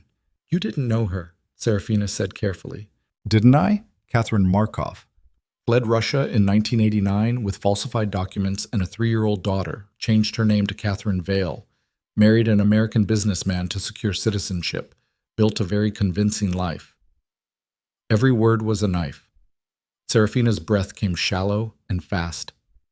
I don't know what you're talking about. Of course you don't. Catherine made certain you wouldn't. Erased every trace of your real past. Very thorough, very expensive. The woman's voice held something like admiration. But nothing stays buried forever, Serafina. Not in our world. What do you want? To offer you a choice. You come to the penthouse now, alone, and I explain exactly who you are, where you came from, and why the Volkov family has been waiting 30 years for Catherine Markov's daughter to resurface. The connection went dead. Serafina lowered the phone slowly, her hands numb. Lucien was staring at her. What did they say? She couldn't answer, couldn't form words around the chaos roaring through her skull. Her mother fled Russia, falsified documents. It wasn't possible. Except it explained so much. The way her mother never talked about her past. The absence of family photos from before Serafina was born. The careful distance Catherine maintained from anything remotely connected to Russian culture or community. The secrets that had died with her. Serafina, Lucian's voice cut through the noise. Talk to me. My mother, she managed. They're saying my mother was Russian, that she was running from something, from someone. Understanding dawned in Lucian's eyes, slow and terrible. The Volkovs, he said. They knew her, or knew of her, and they've been watching me. Waiting. For what? I don't know. She looked at the penthouse building looming ahead. But they're offering answers if I go alone. Absolutely not. They have documents, Lucien. Proof. About who I really am. It's still a trap. I know. She met his eyes. But I have to know the truth. I have to know who my mother was, what she was running from, why any of this is happening. You go in there, you might not come out. Then come with me. They said alone. And I said I don't follow instructions. She opened the SUV door and stepped out before he could stop her. He followed immediately, swearing under his breath. They crossed the 3 blocks quickly, entered the building through a service entrance Lucien's men had left unlocked. The elevator ride to the penthouse felt endless, just the two of them in a steel box, climbing towards something neither of them understood. The elevator chimed, doors opened. The penthouse looked exactly as Serafina had left it weeks ago. Expensive furniture, floor-to-ceiling windows overlooking the city, everything perfect and cold. Except for the dining room table. Papers covered its surface, dozens of documents arranged in precise rows. Birth certificates, immigration forms, newspaper clippings in Cyrillic, photographs of people Serafina had never seen, and one photo she had, her mother. Young, maybe 25, standing beside a man Serafina didn't recognize. They were both smiling, the man's arm around Catherine's shoulders, possessive and proud. Serafina moved closer, transfixed. Behind her, Lucien swept the rest of the penthouse, weapon drawn, checking corners and closets. We're alone, he said finally. But they weren't. A door opened. One of the guest bedrooms Serafina barely remembered existed. A woman stepped out, middle-aged, elegant, with sharp features and eyes that had seen too much. She wasn't Vanessa. She was someone far more dangerous. Mrs. Varek, the woman said. Thank you for coming. My name is Yevgenia Volkov. Dmitri was my brother, Irina was my cousin. She smiled without warmth. And your mother was my dearest friend, before she betrayed us all. Serafina's world cracked open. Yevgenia moved to the table, gestured at the documents with a kind of proprietary satisfaction. 32 years ago, Catherine Markov was part of our organization. Not a wife, not a hostage, a member. One of our best money launderers, actually. She had a gift for numbers, for creating realities that existed only on paper. You're lying, Serafina said, but her voice lacked conviction. Am I? Look at the evidence. Your mother didn't flee Russia to escape poverty or oppression. She fled because she stole $40 million from my family. Money she'd been trusted to move and hide. Money she took and vanished with, along with you. Yevgenia picked up one of the photographs, Catherine and the unknown man. This is Viktor Markov, your father. He died trying to stop Catherine from running. She shot him, left him bleeding in a Moscow apartment while she disappeared into the night with his daughter and his family's fortune. Serafina couldn't breathe. The room spun. You're lying, she repeated, desperate now. The documents don't lie. The forensic accountant Catherine hired to create her new identity kept copies. Insurance, he called it. We found them after his unfortunate accident 5 years ago, and we've been waiting, watching, wondering if Catherine told you anything before she died. She didn't. She never... Good. That makes you innocent. Technically. Yevgenia's smile sharpened. But you're still Catherine Markov's daughter, which means you inherit her debts. Lucien stepped forward, gun raised. Enough. We're leaving. With what answers, Mr. Varric? Serafina came here for truth. I'm giving it to her. Yevgenia's attention never left Serafina. $40 million, adjusted for interest and damages over 30 years, comes to approximately $200 million. Money your mother stole. Money you now owe. I don't owe you anything, Serafina said. Then we go to war. Your mother's theft will become public. Your entire life. Marriage to Adrian, your social standing, your reputation, revealed as built on blood money and lies. The federal investigations you triggered will expand to include you. Money laundering, conspiracy, accessory to murder. The trap snapped shut. Serafina saw it clearly now. This had never been about Adrian, or the gala, or exposing corruption. This was about her mother's sins coming due. What do you want? She asked. Simple. You work for us. Use that brilliant mind Catherine gave you. Help us restructure our financial operations. Make us untouchable the way your mother once did. 10 years of service. Then your debt is paid, and you walk free. And if I refuse, then you die. Tonight. Along with Mr. Varric and anyone else foolish enough to stand with you. Yevgenia's voice was matter-of-fact. You exposed Irina, triggered federal scrutiny, killed our operation's credibility. That requires resolution. Either you become the solution, or you become a cautionary tale. Lucien's grip on his weapon tightened. She's not doing it. Then shoot me, Yevgenia said calmly. My security team has this building surrounded. The moment I die, they kill everyone inside, including both of you. You're bluffing. Am I? She pulled out her phone, pressed a button. Serafina's phone buzzed. A video feed appeared. Exterior view of the building. Armed men stationed at every entrance. Snipers on neighboring rooftops. Yevgenia wasn't bluffing. You have 60 seconds to decide, she said. Serve or die. Choose. Serafina looked at Lucien, saw the calculation in his eyes, the assessment of odds and outcomes. They could fight. Might even make it out alive. But probably not. She looked at the documents on the table. Her mother's face in that photograph. Young, smiling, a murderer, a thief. Everything Serafina thought she knew about herself was a lie built on another lie built on blood. 45 seconds, Yevgenia said. Serafina's mind raced. There had to be another option, some angle she wasn't seeing, but exhaustion and shock had worn her edges down. She couldn't think clearly, couldn't see the path forward. 30 seconds. Lucien moved closer, his voice low and urgent. Don't do this. We run. Disappear. I can protect you. For how long? They found my mother after 30 years. They'll find me eventually. So we make sure they can't. How? He didn't have an answer. 15 seconds. Serafina closed her eyes, saw her mother's face, heard her voice from years ago. Sometimes survival means becoming someone you never wanted to be.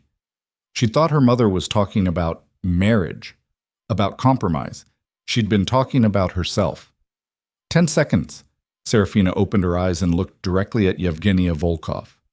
I'll do it, she said. The room exhaled. Lucien made a sound like he'd been gutted. Excellent choice, Yevgenia said. You'll start immediately. We have work that requires your particular skills, and don't consider running. Your every movement will be monitored, your communications tracked. Step out of line once, and Mr. Varric dies, and then everyone you've ever cared about. Slowly. Do you understand? Yes. Good. Yevgenia moved toward the door. Someone will contact you tomorrow with instructions. In the meantime, I suggest you rest. You look terrible. She left. The silence she left behind was absolute. Serafina stood motionless, staring at the documents on the table. Her mother's crimes. Her mother's lies. Now her inheritance. Lucien holstered his weapon with movements that looked like they hurt. We could have fought, he said quietly. We would have died. Maybe, but at least we would have chosen it. I did choose. She turned to face him. I chose to live, even if it means becoming exactly what I tried to destroy. You don't know that yet. Don't I? She gestured at the documents. My mother was a criminal, worked for the Volkovs, murdered my father, and I never knew, never suspected. What does that make me? It makes you her daughter, not her. I'm not sure there's a difference anymore. She walked to the window, looked out at the city spread below like broken glass catching light. Somewhere out there, Adrian's body was buried under tons of rubble. Vanessa had disappeared. The Volkovs had won. And Serafina had become exactly what she'd sworn never to be, owned. Behind her, Lucien's voice was rough with something that might have been grief. I won't let them destroy you. You can't stop them. Watch me. She wanted to believe him, wanted to turn around and find certainty in his eyes. But she was so tired, tired of fighting, tired of discovering that every truth she'd built her life on was actually just another comfortable lie. Her phone buzzed again. New message. Unknown number. She opened it. A single photograph. Her. Lucien. Standing in this penthouse, taken from across the street through the window. The message below it read, We're always watching. Serafina's hands started shaking, and this time she couldn't make them stop. She'd gambled everything on exposing corruption and taking revenge on a cheating husband. Instead, she'd unleashed something far worse, and now there was no way back. Only forward, into darkness so complete she couldn't see the bottom. She turned to Lucien, opened her mouth to say something, she wasn't sure what, and the lights went out. The darkness wasn't complete. Emergency lighting kicked in 3 seconds after the main power died. Dim red strips along the baseboards casting the penthouse in crimson shadow. Serafina's heart slammed against her ribs hard enough to hurt. She couldn't see Lucien, but she heard him moving, his footsteps quick and purposeful across the hardwood. Don't move, he said. She froze. Metal scraped against leather. Lucien drawing his weapon again. His breathing was controlled, measured, the sound of a man forcing calm over instinct. Someone cut the power, Serafina whispered. Not someone. Yevgenia's people. They want us disoriented. Why? She got what she wanted. I agreed to... Doesn't matter what you agreed to. Lucien's voice came from her left now, closer. We're witnesses. We know too much. Easier to eliminate us than trust us. The logic was brutal and irrefutable. Serafina's eyes adjusted slowly to the red half-light. She could make out shapes now. Furniture, the table covered in her mother's damning documents, the windows beyond showing the city still blazing with light. Just this building, just this floor. Targeted. A sound from the elevator shaft. Mechanical grinding. Something ascending. They're coming up, Lucien said. Bathroom. Now. What? The master bathroom. Only room with a reinforced door. Move. She moved. They crossed the living room in a half-crouch, Lucien leading with his weapon raised. Every shadow looked hostile. Every corner held potential death. Serafina's bare feet made no sound against the floor, but her breathing was too loud, too ragged.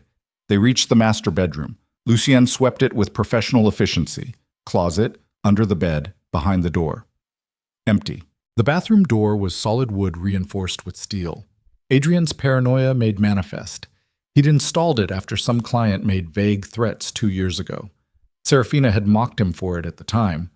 Now she was grateful. Lucien ushered her inside, locked the door, dragged a heavy storage cabinet in front of it. Not much of a barricade. Better than nothing. The bathroom was windowless, lit only by a single red emergency strip near the floor. The space felt like a tomb. How long do we have? Serafina asked. Minutes? Maybe less. Lucien was checking his phone, swearing softly. No signal. They're jamming us. Your men outside. Can't reach them. Can't warn them. He pocketed the phone, met her eyes. We're on our own. The elevator chimed in the distance. Muffled, but distinct. They'd arrived. Footsteps. Multiple sets, moving through the penthouse with the careful deliberation of people who knew exactly where their targets were hiding. Serafina's throat tightened. She looked around the bathroom for anything useful. Towels, toiletries, a marble countertop, nothing resembling a weapon except... She grabbed a heavy perfume bottle from the counter, tested its weight. Pathetic. But her hands needed something to hold or they'd shake apart. Lucian positioned himself facing the door, weapon steady. Get in the tub, behind the wall. If they breach, stay down. What about you? I'll handle it. That's not a plan. It's the only one we've got. The footsteps were closer now. Right outside the bedroom. A voice called through the walls, male, accented, almost polite. Mr. Varick, Mrs. Varick, this is unnecessary. We simply wish to talk. Lucian said nothing. We know you're in the bathroom. The building's layout is quite clear. There is no other exit. No escape. You are prolonging the inevitable. Serafina caught Lucian's eye. He shook his head fractionally. Don't respond. Don't engage. Mrs. Varick, the voice continued, Yevgenia Volkov sends her regards. She wants you to know your agreement was appreciated. But circumstances have changed. The federal investigation has expanded faster than anticipated. Loose ends must be resolved tonight. You understand? I'm certain. This is simply business. Rage flared through Serafina's chest, hot and clarifying. She'd surrendered, agreed to servitude, and they were killing her anyway. She opened her mouth to scream something, fury, defiance. She wasn't sure, but Lucien's hand clamped over it, stopping the words before they formed. He pulled her close, his breath against her ear. They want a reaction. Don't give them one. She nodded against his palm. He released her. The doorknob rattled, testing, then harder. Last chance, the voice said. Open the door. This can be quick, painless, or we come in and it won't be. Silence. Then impact. Something heavy slammed into the door. A battering ram or reinforced boot. The wood held, but the frame cracked. Splinters exploded inward. Another impact. The cabinet Lucien had positioned scraped backwards 6 inches. Serafina dove into the bathtub like he'd told her, pressed against the porcelain wall, hands clutching the useless perfume bottle. Third impact. The door frame shattered, the door held only by the lock now. Lucien aimed center mass at the door, waiting. Fourth impact. The lock tore free. The door exploded inward, slamming against the wall. The cabinet toppled with a crash that Serafina felt in her bones. 2 men burst through, tactical gear, rifles raised, moving in synchronized precision. Lucien fired 3 times. The first man went down, rifle clattering. The second dove left, returning fire. Bullets punched through tile and mirror, the bathroom erupting in a storm of ricochets and breaking glass.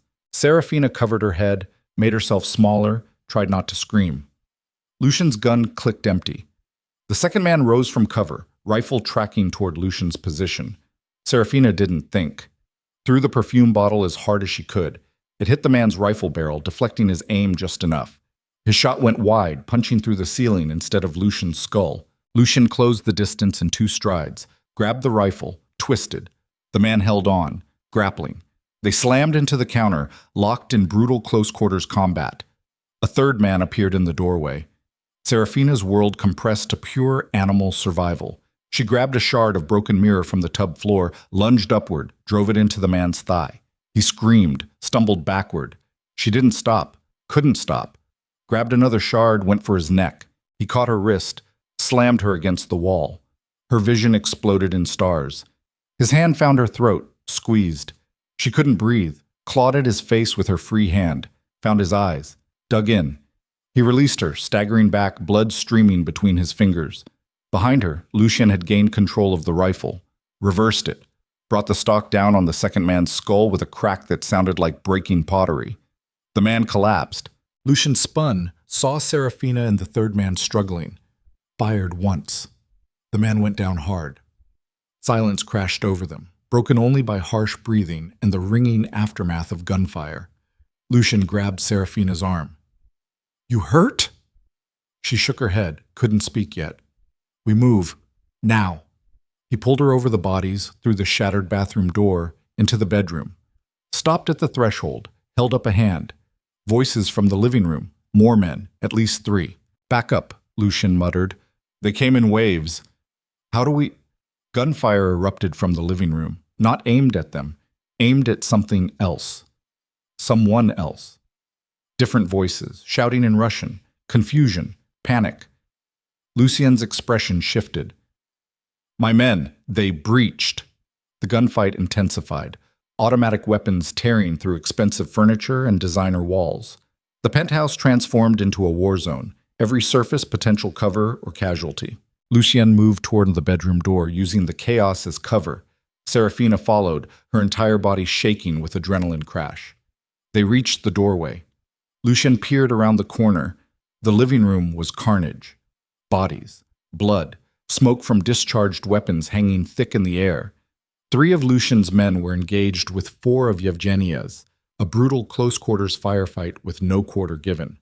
One of Yevgenia's men spotted Lucien, swung his rifle toward them. Lucien fired first.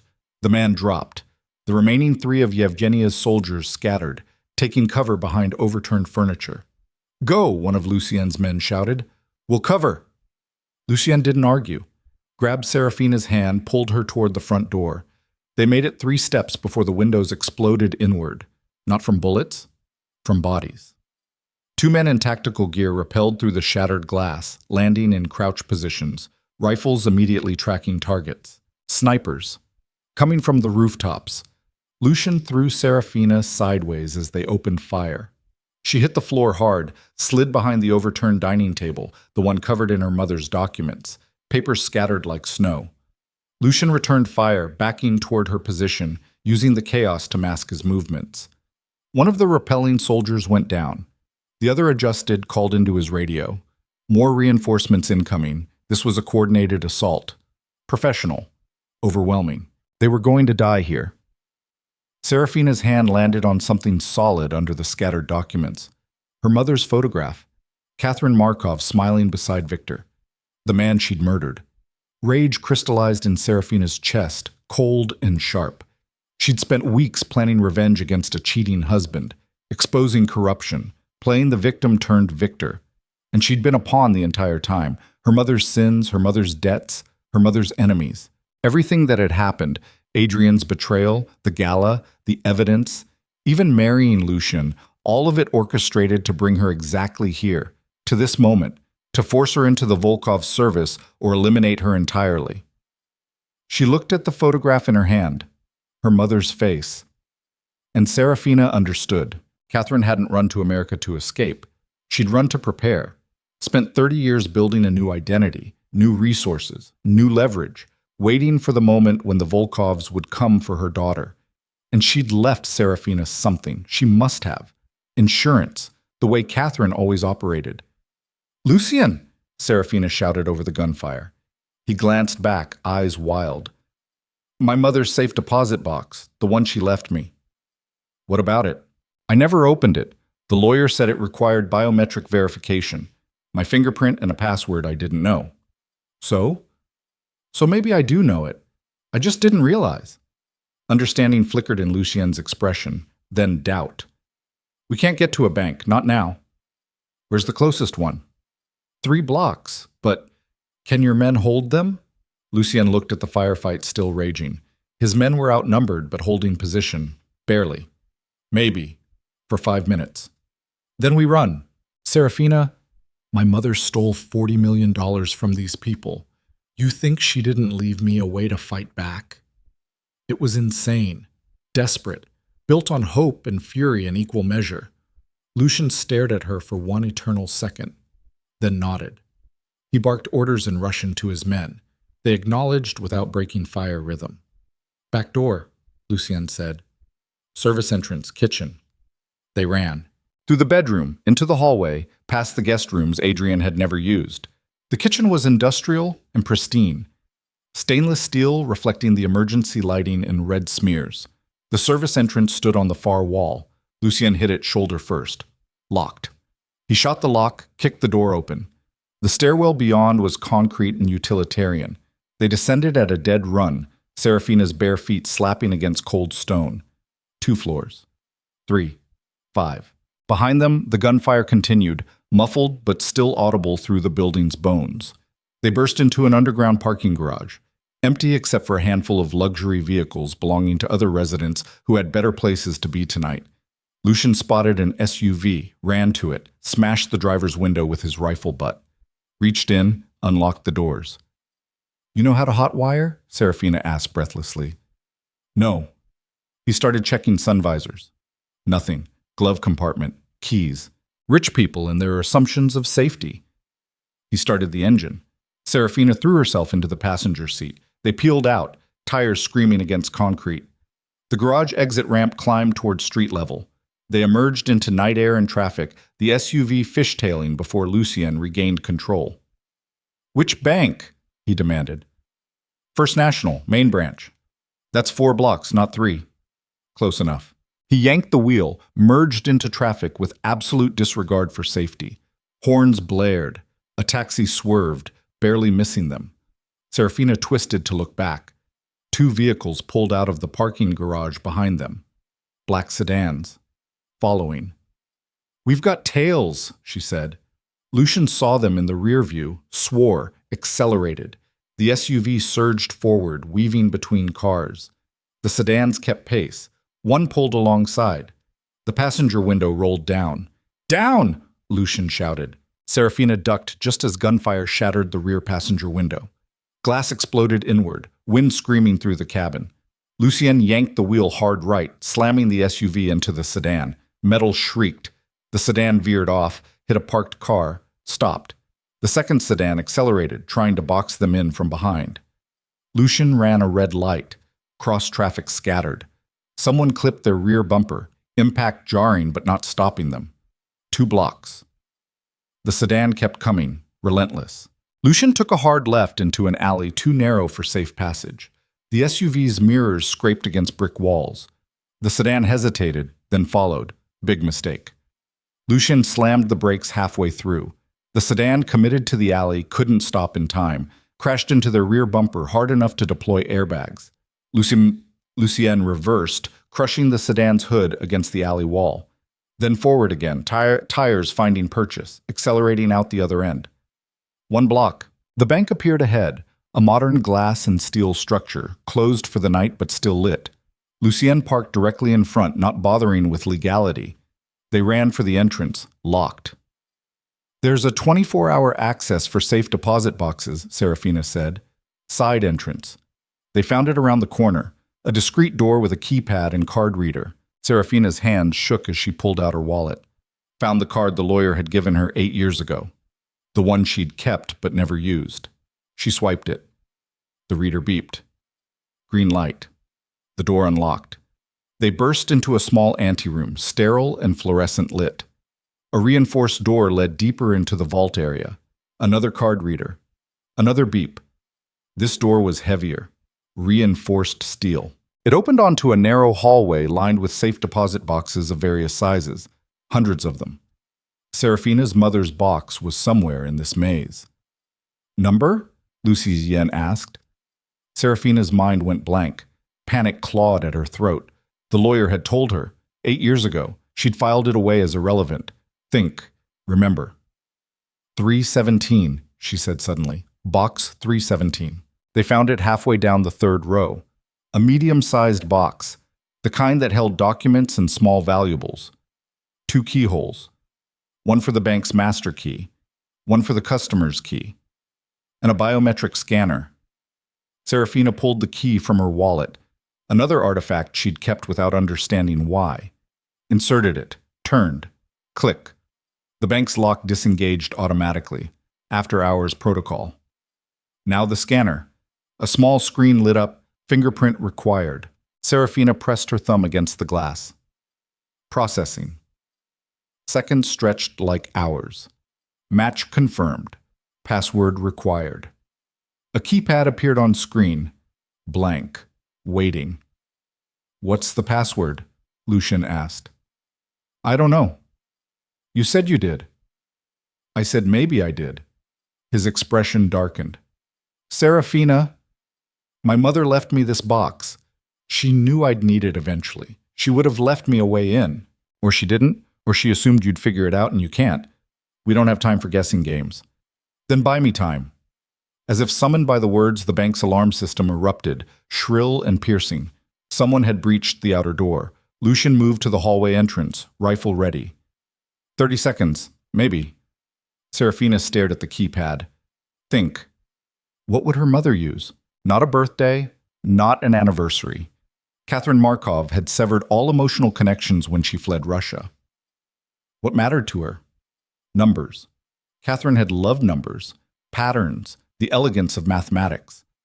Serafina closed her eyes, remembered her mother bent over accounting books at their kitchen table, the way she'd hum while calculating, the way she'd said numbers were the only truth that never lied. Footsteps in the outer chamber, men shouting, 20 seconds. A memory surfaced. Serafina, maybe 7 years old, asking her mother what her favorite number was. Catherine had smiled, rare and genuine, and said, Fibonacci, the sequence that builds everything beautiful. Fibonacci sequence. Serafina's fingers moved across the keypad. 1, 1, 2, 3, 5, 8. Incorrect password. 15 seconds. Wrong. Try again. What else? The golden ratio. Phi. 1.618. The number derived from Fibonacci's sequence. She typed 1618 incorrect password. Gunfire erupted from the hallway. Lucien returned fire, backing toward her. 10 seconds. Serafina's mind raced. Think like Catherine. Think like a woman who stole $40 million and vanished. Not the sequence, not the ratio, the sum. Catherine's favorite problem. The one she'd made Serafina solve over and over as a child. The sum of the first 10 Fibonacci numbers. Serafina typed 143 incorrect password. Final attempt. Box will lock permanently after next failure. 7 seconds. Wait, first 10 or first 12? Catherine always said 12. 12 was complete. The sum of the first 12 Fibonacci numbers. 376. Serafina typed 376. The screen went blank. She stopped breathing. Then, password accepted. The safe deposit box clicked open. Serafina pulled it free from the wall, hands shaking. Inside a single manila envelope, nothing else. No $40 million. No weapons. No miracle solution. Just paper. We need to go, Lucien shouted. Now! Serafina grabbed the envelope, shoved it inside her torn dress, ran. Lucien provided covering fire as they retreated back through the vault hallway. The men pursuing them were professional, coordinated, not easily suppressed. They made it to the anteroom. The exit door stood 20 feet away. Between them and freedom, 3 armed men blocking the path. Lucien's rifle clicked empty. He dropped it, pulled a knife from his boot in one smooth motion. The lead man smiled, raised his weapon. Serafina's world slowed to crystalline clarity. She was going to die. Here. Now. In a bank vault, without ever reading what her mother had left her. The thought was absurd enough to make her laugh. The sound startled everyone, including the man aiming at her. His finger hesitated on the trigger for half a second. Lucien threw the knife. It buried itself in the man's throat. He went down choking. The other 2 men fired. Lucien and Serafina dove in opposite directions. Bullets punched through drywall and ceiling tiles. Serafina hit the ground hard, rolled behind a decorative planter that provided 0 actual cover. She reached for anything, grabbed a potted plant, threw it. Useless. Pathetic. But it distracted one of the shooters long enough for Lucien to close distance, tackle him, grapple for the weapon. The 3rd man turned toward Serafina, rifle tracking. She had nowhere to go, nothing to fight with. This was it. The man's head snapped sideways, body following. He collapsed. Behind him stood one of Lucien's men, the one who'd been holding position at the penthouse. Blood soaked his tactical vest, but he was upright, weapon smoking. "Boss," he gasped. "Building's clear, but police are coming. Neighbors called it in." Lucien finished subduing the man he'd been fighting, a brutal elbow to the temple that ended the struggle. He stood, breathing hard, and looked at Serafina. "Can you run?" She nodded. They ran, out the side exit, into the alley, away from the approaching sirens. Lucien's man provided rear guard, moving despite obvious injury. 2 blocks? 3. They reached another vehicle, different SUV, this one legitimately theirs, parked by another of Lucien's men. They piled in. The driver didn't wait for instructions, just drove. Behind them, the night lit up with police flashers and emergency vehicles. The bank, the penthouse. Crime scenes that would take days to process. Serafina slumped in her seat, clutching the envelope against her chest. Her entire body hurt. She was bleeding from a dozen cuts she didn't remember receiving. Her dress was destroyed. Her feet were raw. But she was alive. Lucian beside her, equally damaged, equally alive. "Where to?" the driver asked. Lucian looked at Serafina. "Your call." She pulled out the envelope with shaking hands, opened it, inside a single sheet of paper. Handwritten. Her mother's elegant script. "My dearest Serafina, if you're reading this, I am gone and they have found you. I am sorry. For the lies. For the burden. For making you a target of sins you did not commit. The money they claim I stole is hidden where they will never find it. I have left you the access codes, the account numbers, the keys to everything, not so you can return it, they deserve nothing, but so you can use it, to fight, to survive, to become what I could never be, free. But freedom requires sacrifice. Enclosed, you will find proof of every crime the Volkov family has committed in 30 years. Evidence I gathered. Insurance they never knew I possessed. Use it. Destroy them. Burn their empire to ash or walk away. Take the money. Disappear. Build a life I never could. The choice is yours, my daughter. I could not give you innocence, but I can give you power. Choose wisely. Catherine.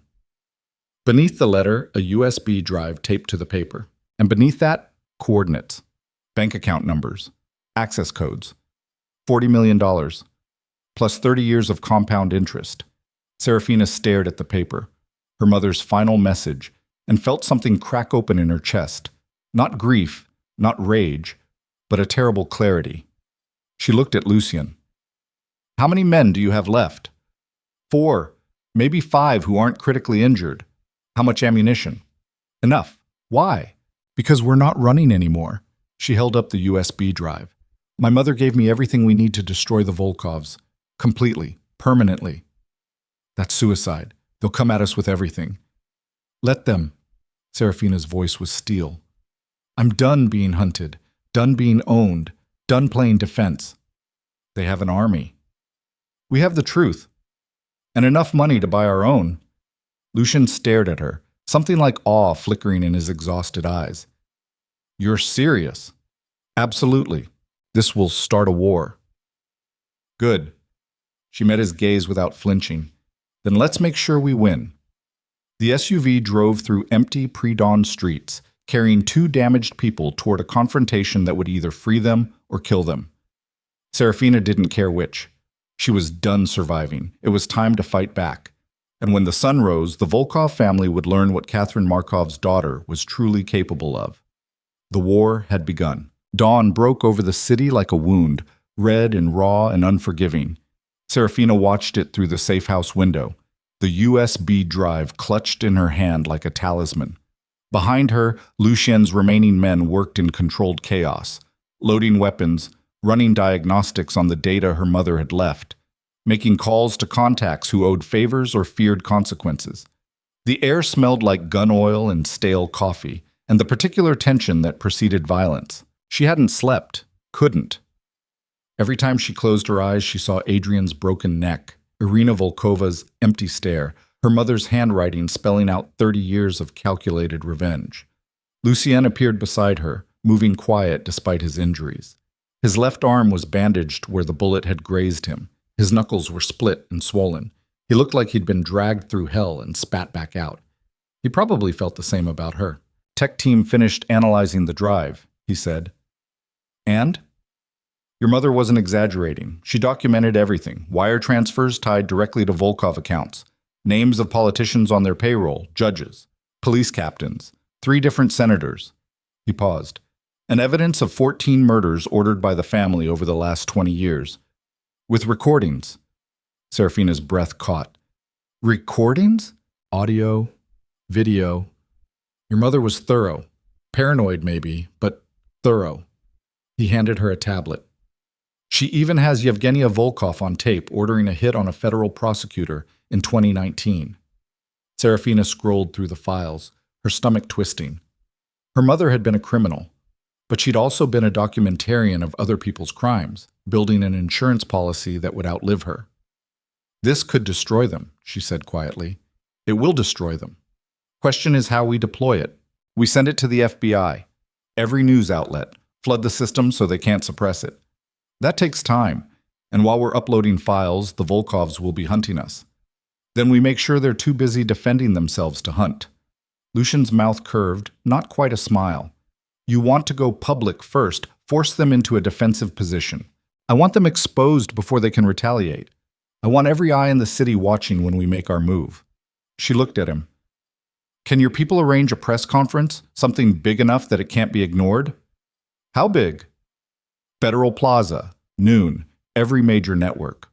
He whistled low. That's bold. That's necessary. It's also suicide if we're wrong about the evidence holding up. We're not wrong. My mother spent 3 decades building this. She didn't leave me trash. She left me ammunition. Lucien studied her for a long moment, something shifting in his expression, respect maybe, or recognition of the transformation happening in real time. All right, he said. Federal Plaza, noon. I'll make the calls. He walked away, already pulling out his phone. Serafina turned back to the window. The sun had fully risen now, washing the city in pale gold. Somewhere out there, Yevgenia Volkov was planning her next move, mobilizing resources, preparing to eliminate the threat Serafina represented. But Yevgenia didn't know about Catherine's insurance policy yet, didn't know that the woman she'd tried to force into servitude had just inherited the means to burn her entire organization to ash. The thought brought no satisfaction, just cold determination. Serafina pulled out her phone, miraculously still functional despite everything, and opened a new message, typed carefully. To Yevgenia Volkov. You wanted Catherine Markov's daughter. You got her. Federal Plaza, noon. Come alone or come with an army. Either way, this ends today. She sent it, then waited. The response came 90 seconds later. You're making a terrible mistake. Serafina typed back, My mother made the mistake. I'm correcting it. No response after that. Across the room, one of Lucien's men, a scarred veteran named Dmitri, who'd taken shrapnel in 3 different conflicts, looked up from his laptop. Boss, we've got movement. Volkov assets mobilizing across the city. They're calling in everyone. Lucien crossed to him, studied the screen. How many? Conservative estimate, 40. Maybe 50 soldiers. Against our 5. 6, Serafina said. I'm fighting too. Both men turned to look at her. You don't know how to shoot, Lucian said. Then teach me. We have 4 hours. That's not enough time to... It's the time we have. She met his eyes without flinching. I'm not hiding while you fight my mother's war for me. Either I'm in this completely, or I'm not in it at all. Lucien's jaw worked. Then he nodded once. Dmitri, get her a weapon. Something simple. Show her the basics. Dmitri handed Serafina a handgun. Compact, matte black, heavier than she expected. He walked her through the mechanics with the patience of a man who'd taught terrified civilians before. Safety, grip, sight picture, trigger discipline. She practiced on empty chambers, muscle memory building slowly. Her hands shook less each time. You won't be accurate past 10 feet, Dmitri said. Don't try to be a hero. Point and shoot center mass. Keep shooting until the threat stops moving. What if I freeze? Then you die. He said it without judgment, just fact. Fear is natural. Paralysis is fatal. Remember that. She nodded, throat tight. The hours crawled past in preparation and mounting tension. Lucien made arrangements, contacted journalists he trusted, tipped federal agents who owed him, positioned backup teams at strategic points around Federal Plaza. Not enough to win a pitched battle, but enough to document what happened and ensure the evidence reached the right hands. At 11:30, they loaded into 3 vehicles, Serafina and Lucien in the lead SUV, the remaining men split between the other 2. The convoy moved through mid-morning traffic toward downtown, toward the plaza where government buildings loomed like monuments to order and justice. Serafina checked the gun Dmitri had given her, checked it again. The weight felt foreign and terrible in her hands. Lucien noticed. You don't have to do this. Yes, I do. Why? This isn't your fight. It's your mother's. My mother's dead. It's mine now. She looked at him. And it's yours too. You could have walked away weeks ago. Didn't. I made you a promise 15 years ago. You keep mentioning this promise. What was it exactly? He was quiet for several blocks. Then, the night I left, you asked me to stay. You said we could figure it out together. Me, you, everything. And I said I couldn't. Said I had responsibilities that weren't safe for you to be near. Serafina remembered. The memory had scarred tissue over it, but the shape remained. I promised, Lucien continued, that even if I wasn't physically there, I'd always protect you. That no matter how far I went or how long it took, if you ever needed me, I'd come back. His hands tightened on the steering wheel. Then I vanished for 15 years and left you to marry a man who betrayed you. Some promise. You came back when it mattered. I came back too late. You came back. She reached over, covered his hand with hers. That's what counts. He turned his hand, gripped hers, held on like she was the only solid thing in a world coming apart. They drove the rest of the way in silence. Federal Plaza opened before them, a vast public space surrounded by government buildings, usually filled with tourists and office workers taking lunch. Today it was packed. News vans lined the perimeter, cameras pointed at a hastily erected podium. Hundreds of people gathered, drawn by rumors and leaked tips and the promise of something explosive. Lucien had delivered. They parked 2 blocks away, approached on foot. Serafina wore clothes borrowed from the safe house, jeans, a dark jacket, boots that actually fit. Her hair was pulled back severe and practical. She looked nothing like the woman who'd walked into the winter gala in silk and vengeance. She looked like someone ready for war. Lucien's men spread out, taking positions in the crowd, on rooftops, near exits, creating a perimeter that was more psychological than defensive. Serafina and Lucien walked toward the podium together. Journalists surged forward, shouting questions. Mrs. Varick, is it true you're filing charges against the Volkov family? What evidence do you have? Where's Yevgenia Volkov? Serafina ignored them all, stepped up to the podium. The crowd quieted, sensing something significant. She pulled out the USB drive, held it up. My name is Serafina Varek. 32 years ago, my mother, Catherine Markov, stole $40 million from the Volkov crime family and fled Russia. She spent the rest of her life in hiding, and when she died, she left me this. She placed the USB drive on the podium, like an offering. This drive contains evidence of every crime the Volkov organization has committed in 30 years. Murder, extortion, bribery, money laundering, all documented, all verified. I'm releasing it to federal authorities and the press simultaneously. Everything, no redactions. The crowd erupted. Cameras flashed like lightning. Serafina continued, raising her voice. Yevgenia Volkov tried to force me into silence, threatened my life, killed people I knew. She wanted me to believe I had no choice but submission or death. She paused, let the words settle. She was wrong. A disturbance rippled through the crowd, people scattering, shouting. Serafina saw them coming, black SUVs forcing their way into the plaza, doors opening, armed men pouring out. Yevgenia Volkov had arrived. With an army. Lucien moved instantly, positioning himself between Serafina and the approaching threat. His men converged, weapons drawn but not raised. Not yet. The crowd panicked, people running for cover. Journalists held their ground, cameras rolling, documenting everything. Yevgenia emerged from the center vehicle, flanked by a dozen soldiers. She looked calm, almost amused. She walked toward the podium with the confidence of someone who'd never lost. Stopped 20 feet away. Mrs. Varick, she said pleasantly, you've made quite the spectacle. That was the idea. You think releasing evidence will save you? We own half the judges in this city. The investigation will stall. Evidence will disappear. You'll be dead in a week. Maybe. Serafina's voice was steady. But it won't matter. The information's already out there, replicated across 100 servers, sent to every major outlet. You can kill me, but you can't kill the truth.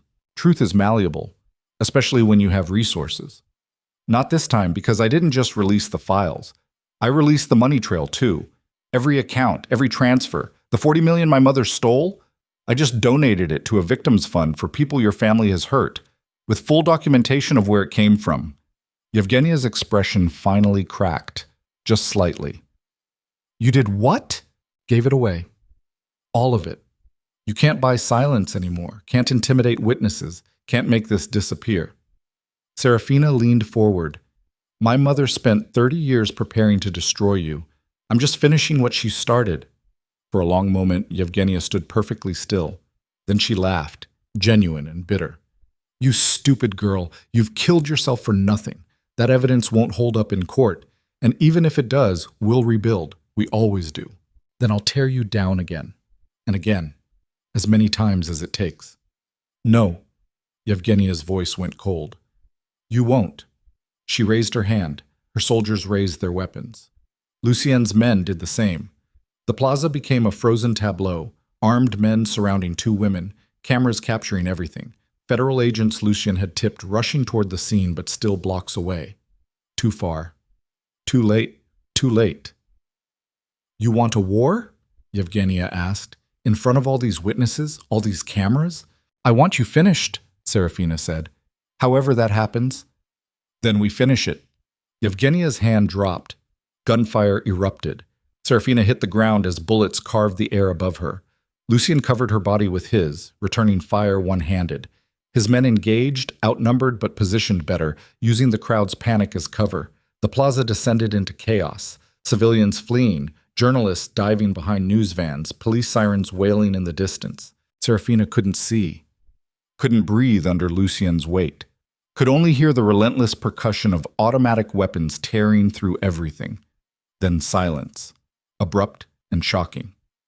Lucien rolled off her. She sat up, ears ringing, vision swimming, bodies on both sides. Volkov's soldiers down, two of Lucien's men motionless. And Yevgenia. She stood 15 feet away, weapon raised, pointed directly at Serafina's chest. Her face was bleeding from a graze wound. Her soldiers were retreating or dead, but she remained. This changes nothing, Yevgenia said. Her voice shook, rage or pain or both. You're still Catherine's daughter. You still owe a debt. I don't owe you anything. Then you die owing nothing. Her finger tightened on the trigger. Serafina didn't close her eyes.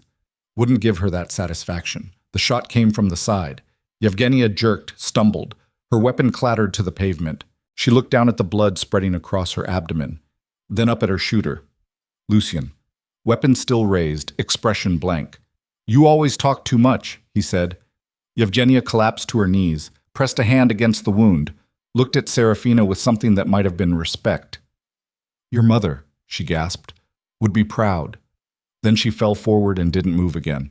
Federal agents swarmed the plaza seconds later, too late to stop the violence, but in time to secure the scene. Paramedics rushed in. Journalists kept filming. Serafina sat on the ground, surrounded by carnage, and felt absolutely nothing. Lucien pulled her to her feet. We need to go, before they start asking questions we can't answer. I'm not running. This isn't running. This is surviving long enough to see the evidence stick. One of the federal agents approached. A woman in her 40s, hard-eyed and competent. She looked at the bodies, the podium, the USB drive still sitting there. You Serafina Varek? Yes. You're under arrest, inciting violence, unlawful assembly. We'll figure out the rest later. The evidence is being processed. You'll have your day in court. She pulled out handcuffs. Assuming you survive that long, Serafina held out her wrists. Let herself be cuffed. Lucien started to protest, but she shook her head. It's fine. Let them take me. Sarah, I knew this was how it would end, prison or dead. At least in custody, I'm protected. The agent led her toward a waiting vehicle. Lucien watched, jaw tight, hands clenched. I'll get you out, he called after her. She looked back, tried to smile. I know. The federal holding facility was exactly as grim as expected. Concrete and fluorescent lighting and the smell of industrial cleaner over despair. They processed her, took her clothes, gave her orange scrubs that hung loose on her frame, put her in a cell, alone. She sat on the narrow bunk and stared at the wall. It was over. Yevgenia Volkov was dead. The evidence was out. The empire Catherine had spent 30 years preparing to destroy was crumbling in real time as federal agents seized assets and arrested associates. Adrian was gone. Vanessa had vanished. The life Serafina had built was ash. But she was alive. That had to count for something. The hours passed in silence. No one came to question her. No lawyer appeared, just waiting. Then, near midnight, footsteps in the corridor. A guard appeared. Visitor. Serafina stood. Who? The guard didn't answer, just opened the cell, led her to a small interview room. Lucienne sat at the metal table, looking exhausted and relieved in equal measure. "How did you—" Serafina started. "Called in favors. You've got 10 minutes." She sat across from him. The table between them felt like a chasm. "The evidence is holding up, Lucienne," she said. "Federal prosecutors are calling it the biggest organized crime bust in 20 years. They're offering you immunity if you testify." "Immunity for what? I didn't commit any crimes." "You married me. Technically, that makes you an accessory to my operations." Her stomach dropped. "What operations?" He smiled, thin and tired. "Nothing you need to know about. But the feds think you do. So they're willing to deal." "What's the deal?" "Full immunity, witness protection if you want it, clean slate." He paused. "You walk away from everything, including me." The words hit like a fist. "They're making you testify against me," she said. "No, they're giving you an exit, a chance to build a real life, away from this." "I don't want away from this. From you." "Sarah, don't. Don't tell me this is for my own good. Don't tell me you're protecting me. I've heard that enough." She leaned forward. "I chose this. Chose you. Chose to fight. You don't get to make that meaningless now." "It's not meaningless. It's finished. You won. The Volkovs are done. Your mother's debt is paid. You can leave." "And go where? Become who?" Her voice cracked. "I spent 6 years being Adrian's wife, spent 3 weeks being your wife. I don't know who I am without being defined by someone else." "Then figure it out. You have time now." "I don't want time. I want—" She stopped, swallowed hard. "I want to know if any of this was real. The marriage. The partnership. Us." Lucian was quiet for a long time. When he spoke, his voice was rough. "It was real for me. From the moment you texted asking for help. Maybe before that. Maybe it never stopped being real. Even when I left." He reached across the table, took her hands. "But real doesn't mean sustainable. We're both damaged. Built from violence and survival. That's not a foundation for a life."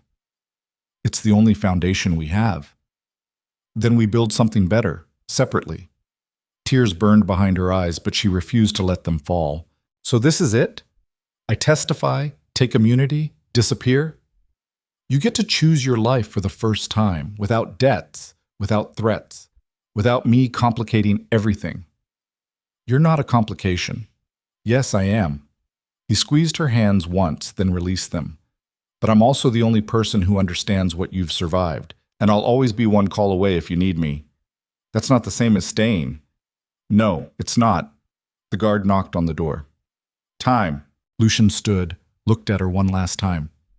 "Survive, Sarah. Build something your mother never could. That's how you win." Then he was gone.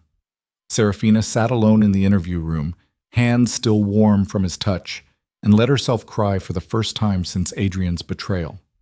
Not for him. Not for herself.